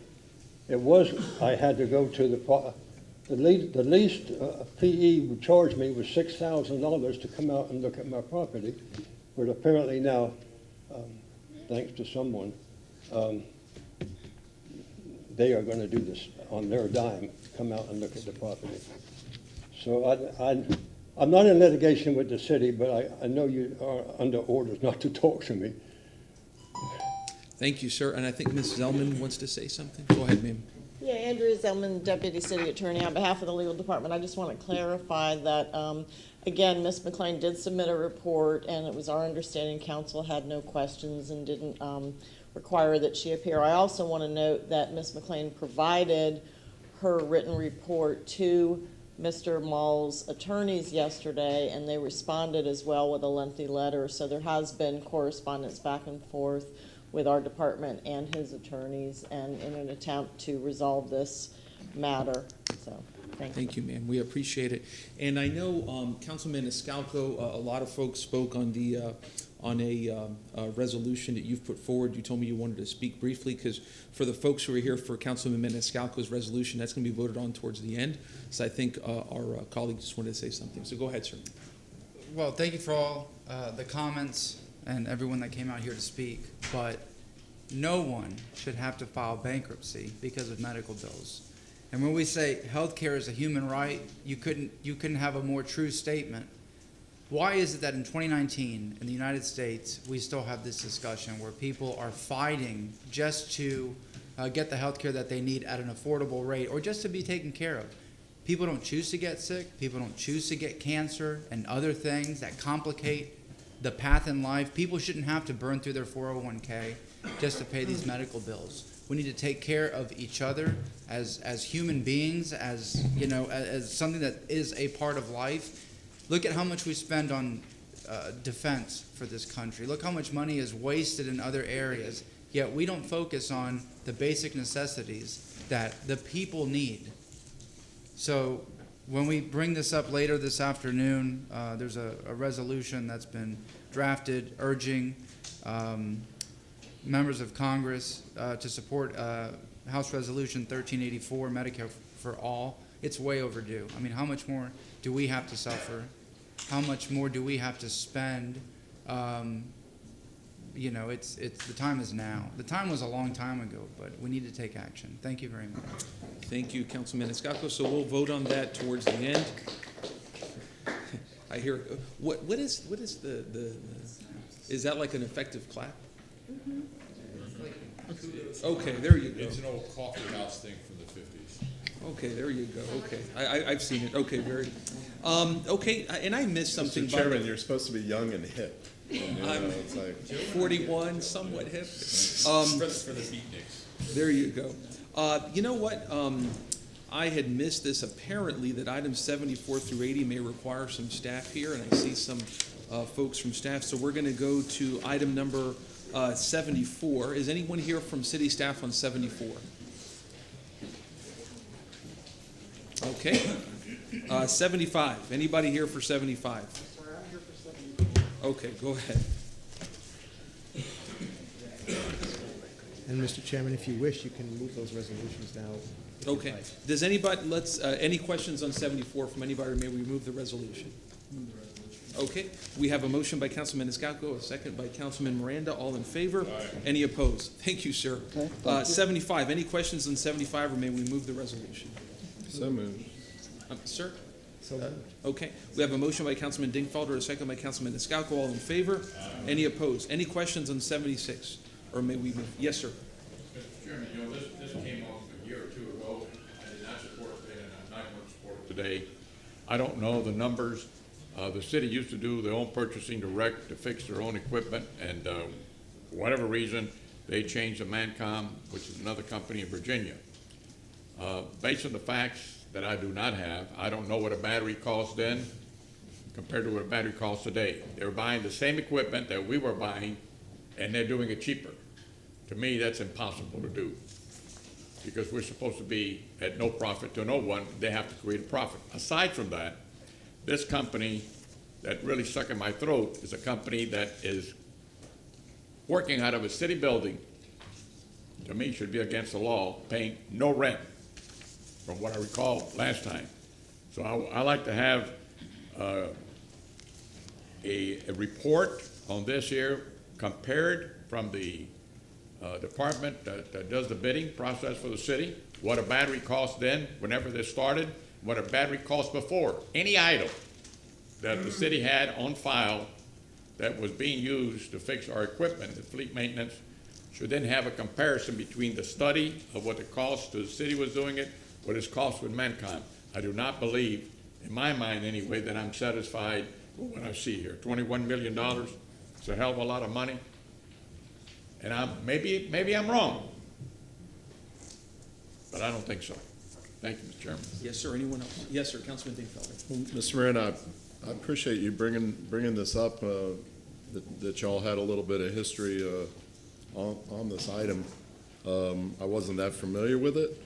I see on the cover sheet, it says that the initial award period expires in December of this year, 2019. So I guess we'll have an opportunity between now and then to revisit the contract, the underlying contract. This particular item speaks to the provision of additional expenditures for $2 million, I guess, just to keep it going, which I don't know if we didn't keep it going. I don't know if we're in a position to be able to scramble and fix it. And I'm not being critical of your comments at all. I'm just saying, from a practical perspective, this is probably more of a short-term. I mean, it's a lot of money, but it's probably more in terms of a short-term fix, just to keep our fleet operating in a functional way. But I agree with you completely. I'd like to know between now and December, when they come back, either with a new bid or a renewal of the original award. I want a lot more information on it to see how it works. Thank you very much. And if I recall, also during the discussion a couple of years ago, they said that they could deliver the stuff quicker and faster and be more efficient. I don't know that's factual either.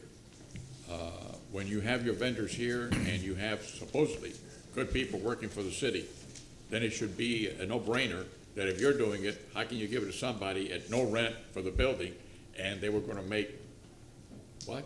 It doesn't make sense to me. So I'd just like to see the administration give us a review, and it wasn't this administration that did it, and it wasn't, you know, whether I'm right or wrong, I don't know, but I'm apprehensive to the fact that when you look at these things, so what happened here? There was somebody swiping something, and that's what happened, and they shut it down and put it in. I don't know. I don't know anything. So that's why I voted against it last time. That's what, I don't, there's 6 other minds here. You vote the way you want. My vote is no. Thank you. And Mr. Chairman, with that, I'll move the item 76, but I'm going to move it in conjunction with Mr. Miranda's request that staff come back to us November 21st during staff reports. 2 separate motions, please. 2 separate motions? Okay, well, if Mr. Chairman will allow us, I'll make go it 2 ahead, sir. separate motions. Yes, sir. I'll move item 76 for approval. We have a motion by Councilman Dingfelder, a second by Councilman Escalco. All in favor? Aye. Any opposed? Aye. And then in conjunction with Mr. Miranda's suggestion, request that staff come back with a comprehensive report on this particular contract, past, present, and future, on the 21st of November, staff report. And that means all the items that were in inventory, what the cost was to the city prior to this, and what the cost is now, because they gotta be buying from the same purveyors. Remember who was ever manufacturing whatever we needed to repair whatever we wanted to repair? They gotta buy from the same purveyor. So, or like equipment. A battery is a battery. Mr. Chairman, A flashlight is a flashlight. I'm sorry. A tool is a tool. That's all I'm saying. Yes, sir. Go ahead, sir. Mr. Shelby wisely indicates this might take more than 5 minutes if to have a comprehensive report. So I'll accept any friendly suggestions on an alternative time or place or manner. What do you think, 10 minutes? Well, it depends how long council wants. It might be 10 or 15 minutes. If it can be written in a written report, it may make things substantially shorter if council wishes to still have discussion. I just want to bring to council's attention, November 21st, you have 1, 2, 3, 4, 5 staff reports, and those are 5 minutes. If council wishes to make it longer, it's council's prerogative. Do you want to look at another date to have more time, or? Yeah, I just don't want to get squeezed in on the renewal period. Why don't you keep it? Yeah, if you want to keep it on that date, that's fine. I mean, Okay. if we're up against a time date, that's fine. All right. Well, just be aware that it probably will take more than 5 minutes, and We'll I put do it want as 10. Staff to appear physically. If they want to do a Yes. written report, also that's fine. Okay, so we'll do, and 10 minutes specifically for that. Yes, sir. Sorry, I missed part of this just now, but Councilman Miranda, is this something that you think might require an audit, or has it been audited before? I'm not gonna go as an audit. If you get all the items that you were paying for, and I know the changes in prices from year to year, but I just don't understand how that can work logistically, that a private company can come in and run something for a profit, when you give them free rent, which to me is against the law. When we rent something, somebody's paying. If we rent a building, we pay to rent the building. So now they come in, take the building. That's a deal that the city made. It's a bad deal. Just like a stadium is a bad deal. How in the world can you give some private entity free rent? They say, well, it's less expensive now. Of course it is. You give them free rent. Think I'm stupid? So, I mean, I don't understand that, but I like to see, because I've done my own cursory review. I've been to a couple of places that we used to buy from, and guess what? The same purveyor is providing them the same service. How can they make any money then? In order to be a private enterprise and a private business, you must create funds to cover your costs and have a profit. If you don't have a profit, you're going to die. That's all.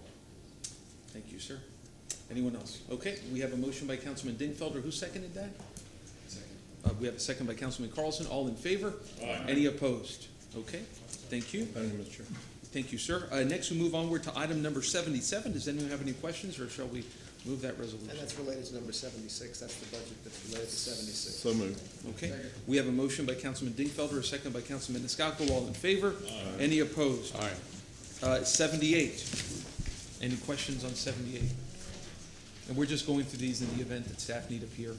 I'll move 78, 79, and 80, which are all related to one another as water meter Okay. and water hydrant. Second.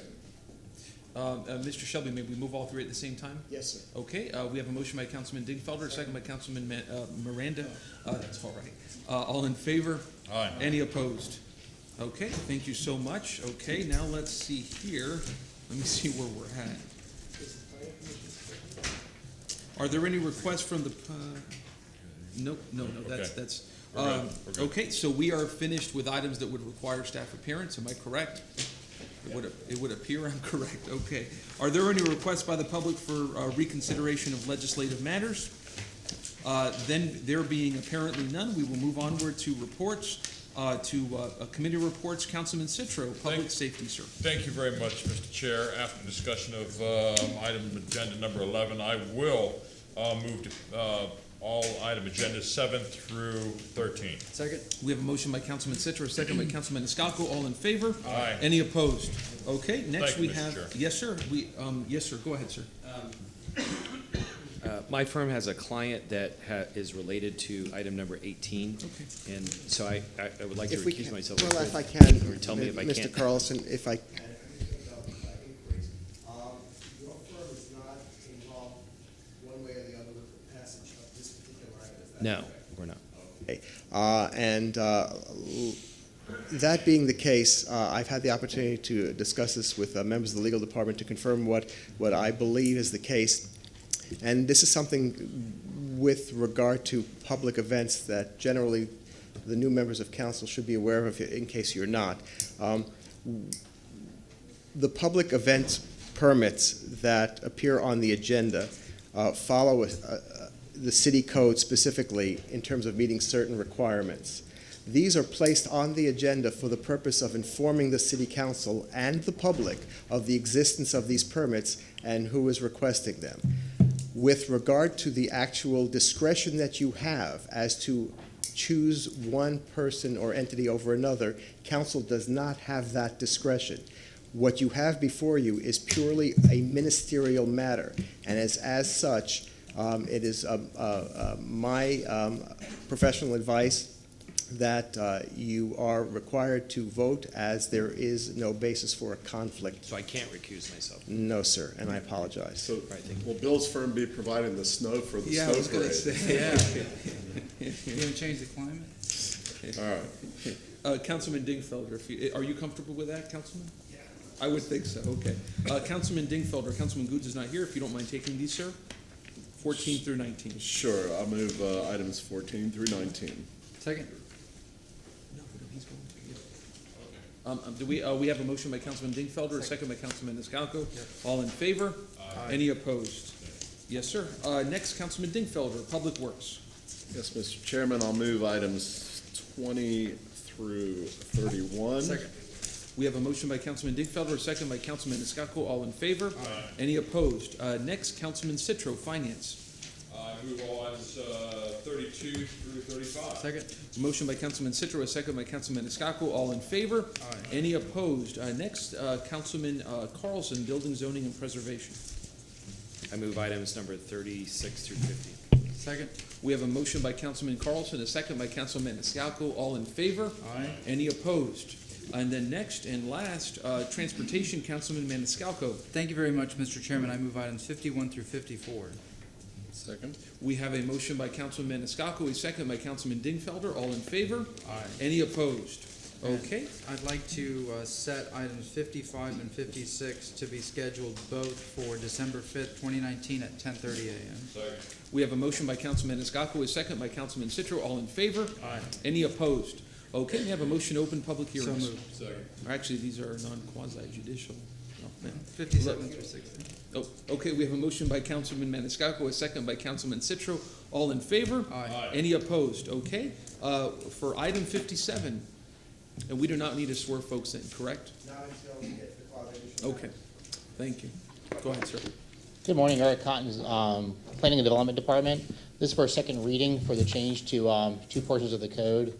One is to Chapter 27 regarding the language for large and small kennels, and the other one is a change to Section 27.318 for change to the definitions, or change for the requirements of alcoholic beverage postings and such. If you have any questions, I'm more than happy to try to answer them for you. This is 57, Councilman. Any questions on 57? Kate Wells with the Legal Department. Just for the record, we filed a substitute ordinance for your consideration, which removes the definition of height. That item is being further vetted by staff with the development community, and we'll come back to you at a later date. Thank you. Excuse me if I can, Mr. Clark, for the purpose of the record, so the ordinance 57 is a substitute, then is the title of the same, or is there a substitute? The substitute ordinance was filed yesterday, and it's in your addendum to the agenda, which properly identifies the title since there's no reference to height. Thank you. Any questions from council? Thank you, sir. Is anyone here from the public here to comment on item number 57? If so, please come forward.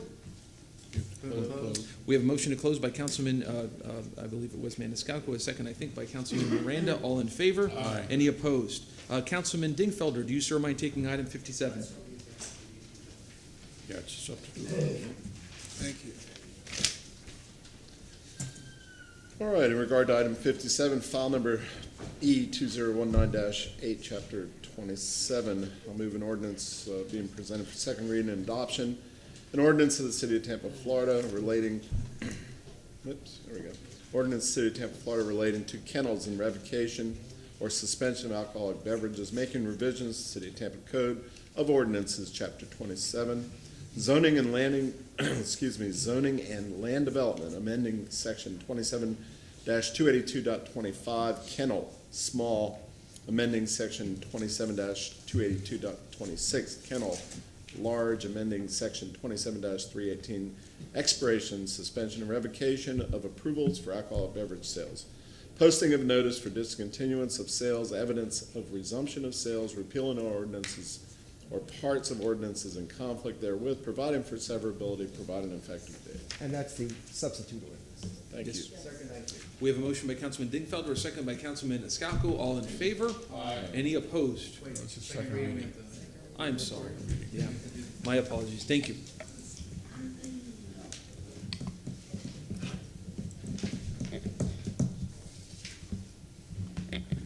Motion carried unanimously with Mrs. being absent. Okay. Next, we move to item 58. Mr. Chair. Yes, sir. So I abstained last time, and I have a form to file again this time. And I'll Yes, sir. And is 58 going forward today, or Ms. Wells? So I'm here to speak on item 58. Okay. I'm sorry, ma'am. Go ahead. The applicant is requesting that this be continued to next week. It's related to item 65, which is also being requested to be continued to next week to allow the applicant an opportunity to add a note to the site plan. And he would like both items being considered at the same time. Okay. Chairman, Any questions? Second. Yes, sir. For We have items, so that 65 is also going to be held up? Yes, sir. Right. Yes, sir. My apologies, but Councilman Miranda, if you would just take 58. I'm only going to do 58. I just want to make sure I was in the right footing. Thank you, sir. We have I a got motion. 2 feet. Sometimes I fall on one and the other one keeps moving. We have a motion by Councilman Miranda, second by Councilman Citro. All in favor? Aye. Any opposed? And again, that date and time was, I'm sorry. The date will be next week, which is a week from today, 7 days from today, and the time is at 9:30 a.m. under public hearing for second reads. A week from today, council? I think It'd we be were the looking 20 at the evening meeting since council has a significant amount of workshops scheduled for next week during the regular daytime meeting. So we were looking at 6 p.m. 6 on p.m. October 24th. You're right. October 24th at 6 p.m. And Councilman Dingfelder just wisely noted that we should probably ask the public in the event that there is anyone wishing to comment. Does anyone wish to comment on item number 58, solely the continuance? If so, please come forward. Okay. We have to continue as stated. Yes, sir. And do you wish to take a continuance of 65, Councilman Dingfelder? I would prefer we hold that Until we get to that time. until we Okay. get to council. We shall. Okay, item number 59. Anyone here for 59? We didn't. Did we vote on? No, did you vote on the, No. Madam Clerk, are we all set on the I don't think correct we- date and time for the continuance? All 6 right, p.m.? because I had the wrong date. I said the daytime, they changed it to night.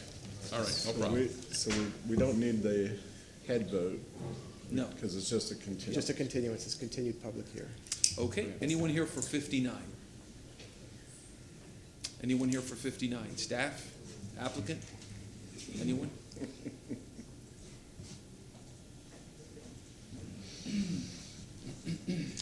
Kate Wells with the Legal Department. This is adoption hearing on a comprehensive plan amendment. I don't believe the applicant is present, and Planning Commission staff was here earlier, but they left. I don't know if they had another engagement, but I'm available to answer any questions if you have them. Thank you. Thank you, ma'am. Any questions from council? Is anyone here from the public here to comment on item 59? If so, please come forward. Move to close. We have a motion to close by Councilman Miranda, second by Councilman Maniscalco. All in favor? Aye. Any opposed? Councilman Maniscalco, do you, sir, mind taking item 59? Thank you very much, sir. I have an ordinance being presented for second reading and adoption, an ordinance amending the Tampa Comprehensive Future Land Use Element Future Land Use Map for the property located at 6727 South Lois Avenue from transitional use 24, TU 24, to residential 35, R35, providing for repeal of all ordinances in conflict, providing for severability, providing an effective date. Second. We have a motion by Councilman Maniscalco, a second by Councilman Miranda. Please record your vote.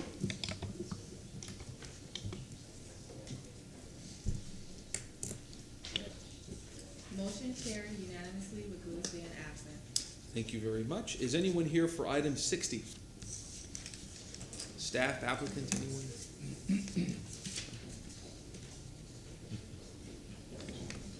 Kate Wells with the Legal Department. I'm unable to explain why the initiator of these amendments isn't present, but again, this is another comprehensive plan amendment before you for second reading and adoption. I'm available to answer any questions that you may have. Thank you. Any questions? Is that you, Mr. McLean? That's me. Oh, go ahead. Now, we just respectfully request your approval. We had no objections the first time around, so. Any questions for the applicant? Thank you, sir. Is anyone here to publicly comment on item 60? If so, please come forward at this time. Move to close. Second. We have a motion to close by Councilman Citra, second by Councilman, I believe it was Maniscalco. All in favor? Aye. Any opposed? Councilman Citra, do you mind taking item 60, sir? Yes, thank you, Mr. Chair. File number PA 19-09, an ordinance being presented for second reading and adoption, ordinance amending the Tampa Comprehensive Plan Future Land Use Map for the property generally located at the southeast corner of South Muscogee Street and West Central Street from heavy industrial HI to residential 10 R10, providing for repeal of all ordinances in conflict, providing for severability, providing an effective date. Second. We have a motion by Councilman Citro, a second by Councilman Maniscalco. Please record your vote.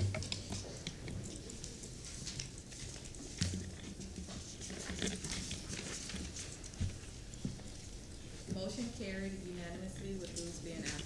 Thank you, Mr. Chair. Yes, sir. Did we move Thank to you. open all the public hearings? We'll do it again since they weren't. We'll move to open all the public hearings from 61 to 73. Thank you, sir.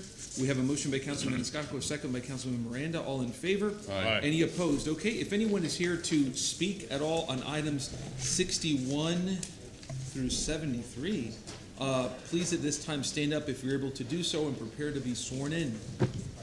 Do you solemnly swear or affirm to tell the truth, the whole truth, and nothing but? No, wait.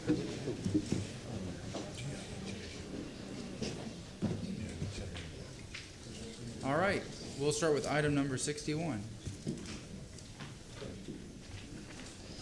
Mary Samaniego, Planning and Development, items 61 through 64, as well as 66 through 68 are all second readings for rezoning or alcohol beverage applications. All required changes have been made or at the clerk's office. Thank you. All right, item 61, petitioner. Steve Michelini, I'm here on behalf of the petitioner.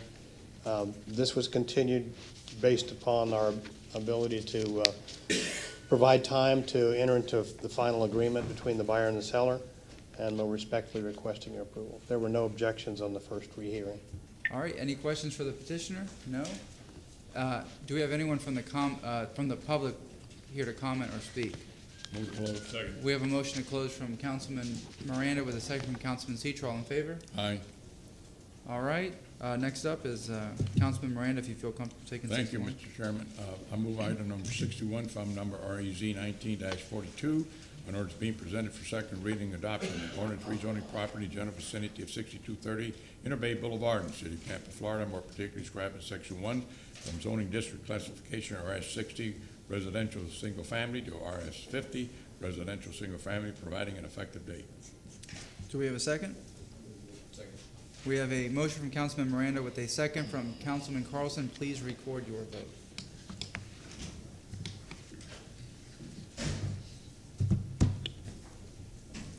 Motion carried unanimously with Viera being absent at vote and Booth being absent.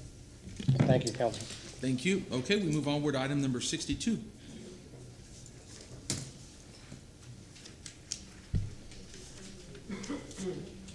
Hi. I'm Nikki Childs. I'm the CEO and co-founder of Woven Water Brewing Company, and this is my partner, Jay Jones. He's also a co-founder. We're item 62 applicants, and we're just here for the second reading if you have any questions. Thank you, ma'am. Thank you, sir. Any questions? Thank you very much. Thank you. Is anyone here from the public here to comment on item 62? If so, please come forward. Move to close. Motion to close by Councilman Miranda, second by Councilman Niscalco. All in favor? Aye. Any opposed? Councilman Carlson, do you, sir, mind taking item 62? Sure. Move file number AB2 1918, ordinance being presented for second reading adoption, ordinance approving a special use permit S2 for alcoholic beverage sales, small venue consumption on premises, and package sales off premises consumption, and making lawful the sale of beer and wine at or from certain plot or tract of land located at 456 West Columbus Drive, Tampa, Florida, as more particularly described in section 2, providing that all ordinances or parts of ordinances in conflict are repealed, providing an effective date. We have a motion by Councilman Carlson, a second by Councilman Niscalco. Please record your vote.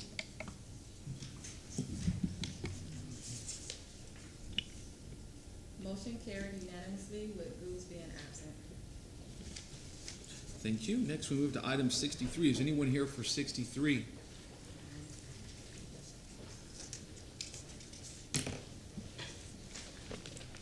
Good evening, Mr. Chairman, members of the City Council, and Councilor John Grandoff, Billboard and Henderson, Suite 3700 Bank of America Plaza. I'm representing West Shore Marina District, and I'm here with my client, Brady Rakowski. Request your second reading this morning. Before doing so, I'd like to recognize your staff, Mr. Ryan Manassi, Ms. LaShawn Dock, who did a very admirable job in helping us with this site plan. It was a very difficult site plan, and they were very helpful in keeping us on time in this process. I also want to recognize my assistant, Carol Harvey, and our engineer and surveyor, Jack Green. Thank you very much. Thank you, sir. Any questions for the applicant? Okay, anyone here from the public here to comment on item number 63? If so, please come forward. Move to close. We have a motion to close by Councilman Niscalco, a second by Councilman Miranda. All in favor? Aye. Any Aye. opposed? Councilman Dingfelder, do you sir mind taking item 63? As I stated at first reading, and I think this is a great project, very exciting for the whole community to actually have access to some waterfront areas for dining, public dining and the like. Okay, in regard to item 63, file number AB 2-19-21, I'll move the following ordinance for approval, second reading and adoption. An ordinance approving a special use permit S2 for alcoholic beverage sales, large venue consumption on premises, and package sales off premises consumption, and making lawful the sale of beverages regardless of alcoholic content, beer, wine, and liquor at or from that certain lot, plot, or tract of land located at 4900 and 5201 Bridge Street and 5000 and 5001 West Gandy Boulevard, Tampa, Florida, as more particularly described in section 2, that all ordinances or parts of ordinances in conflict are repealed, provide an effective date. Second. We have a motion by Councilman Dingfelder, a second by Councilman Miranda. Please record your vote.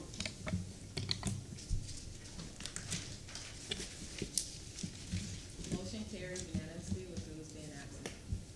Thank you. Next, we move to item 64. Is anyone here for 64? Good morning, Councilman. Ann Pollock with Fletcher & Fisher Law Firm representing the petitioner. I'm here to answer any questions you might have and respectfully request your support. Thank you. Thank you, ma'am. Any questions? Anyone here from the public here to comment on item 64? If so, please come forward at this time. Move to close. Motion to close by Councilman Dingfelder, a second by Councilman Miranda. All in favor? Aye. Any opposed? Councilman Maniscalco, do you, sir, mind taking item 64? Yes, sir. I have an ordinance being presented for second reading and adoption. An ordinance approving a special use permit S2 for alcoholic beverage sales, small venue, consumption on premises only, and making lawful the sale of beverages regardless of alcoholic content, beer, wine, and liquor, on that certain lot, plot, or tract of land located at 2223 Northwest Shore Boulevard, Unit B224, Tampa, Florida, as more particularly described in Section 2, providing that all ordinances or parts of ordinances in conflict are repealed, providing an effective date. Second. We have a motion by Councilman Maniscalco, a second by Councilman Miranda. Please record your vote.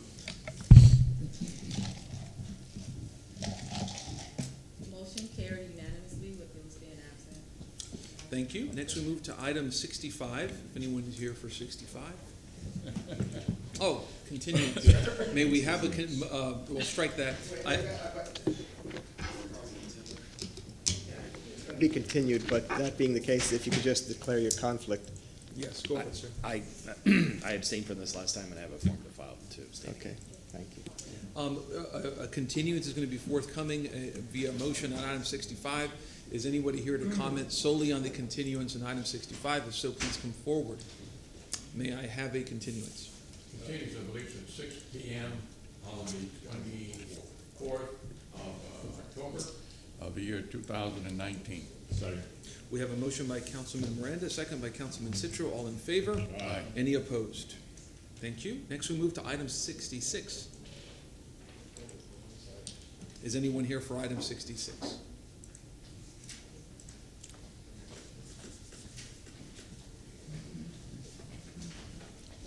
Good morning, my name is Johnny Dominguez. I'm a representative of the project, item 66. If you have any question, please let me know. I'm here after the review on September 26th to make some fixings on the site plans that we already did. Let me know if something else that we can do, and I really appreciate that you approve this project. Thank you, ma'am. Any questions for the applicant? Is anybody here, thank you, ma'am. Is anybody here from the public here to comment on item 66? If so, please come forward at this time. May I have a motion to close? So moved. We have a motion to close by Councilman Miranda, second by Councilman Maniscalco. All in favor? Aye. Any opposed? Councilman Citro, do you, sir, mind taking item 66? Yes, thank you very much, Mr. Chair. File number REZ 19-64, an ordinance being presented for second reading and adoption. An ordinance rezoning property in the general vicinity of 6719 North Rome Avenue in the city of Tampa, Florida, more particularly described in Section 1, from zoning district classification RS50, residential single family, to PD plan development, residential single family detached, providing an effective date again. They have met the burden of proof, and it does fit in with the comprehensive plan. Second. We have a motion by Councilman Citro, a second by Councilman Miranda. All in favor? Aye. Any opposed? It's the second reading. Gosh, I'm sorry.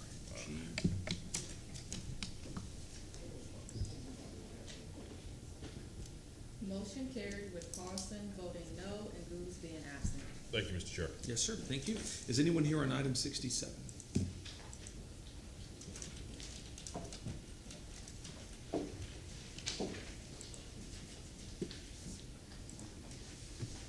Good afternoon. My name is Perry Sullivan, and I'm here for the second reading. And I need to know if you have any questions that I can answer for you. Thank you, sir. Any questions for the applicant? Thank you, sir. We appreciate it. Is anybody here from the public here to comment on item 67? If so, please come forward at this time. Move to close. Second. We have a motion to close by Councilman Miranda, second by Councilman Maniscalco. All in favor? Aye. Any opposed? Councilman Miranda, do you, sir, mind taking item 67? Thank you, Mr. Chairman. Move file number 67, file number REZ 19-71, an ordinance being presented for second reading and adoption. An ordinance rezoning property general vicinity of 224 West Emily Street in the city of Tampa, Florida, more particularly described Section 1, from zoning district classification RS50, residential single family, to PD, plan development, residential single family, detached. Second. We have a motion by Councilman Miranda, second by Councilman Maniscalco. Please record your vote.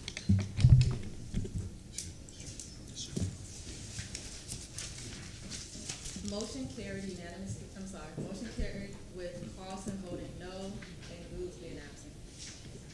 Next, we have item 68. Is anyone here for 68? Mary Samaniego, Planning and Development. For item number 68, the applicant is present and she requests approval. Thank you. Any questions? Is anyone here from the public here to comment on item 68? If so, please come forward. Move to close. We have a motion to close by Councilman Maniscalco, a second by Councilman Miranda. All in favor? Aye. Any opposed? Councilman Carlson, do you swear mind taking item 68? Move file number REZ 1981, ordinance being presented for second reading and adoption, ordinance rezoning property in the general vicinity of 8704 North Otis Avenue in the city of Tampa, Florida, more particularly described in section 1 from zoning district classification RS 60 residential single family to RS 50 residential single family, providing an effective date. Second. We have a motion by Councilman Carlson, a second by Councilman Maniscalco. Please record your votes.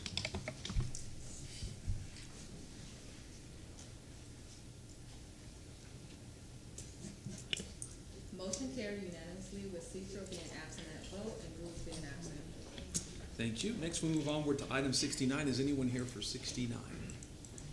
Barbara Lynch, Land Development Coordination. I'm here to answer any questions.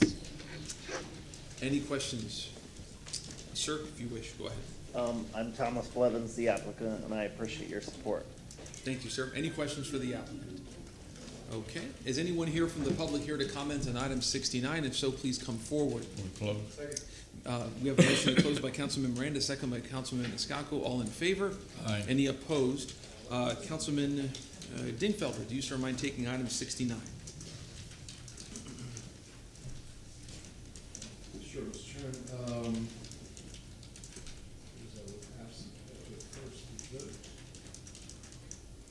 Okay.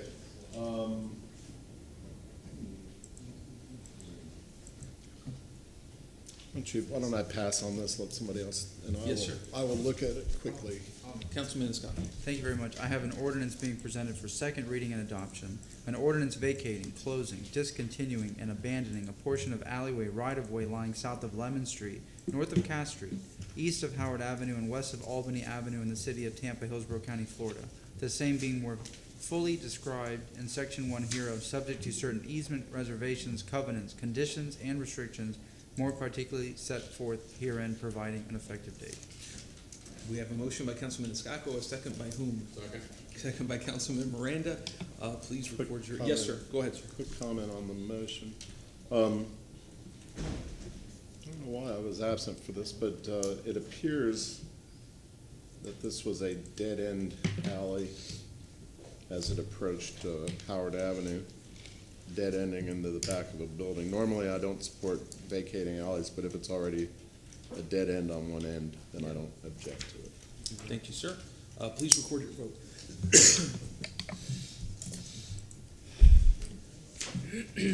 Motion carried unanimously with Citro being absent at vote and Rules being absent.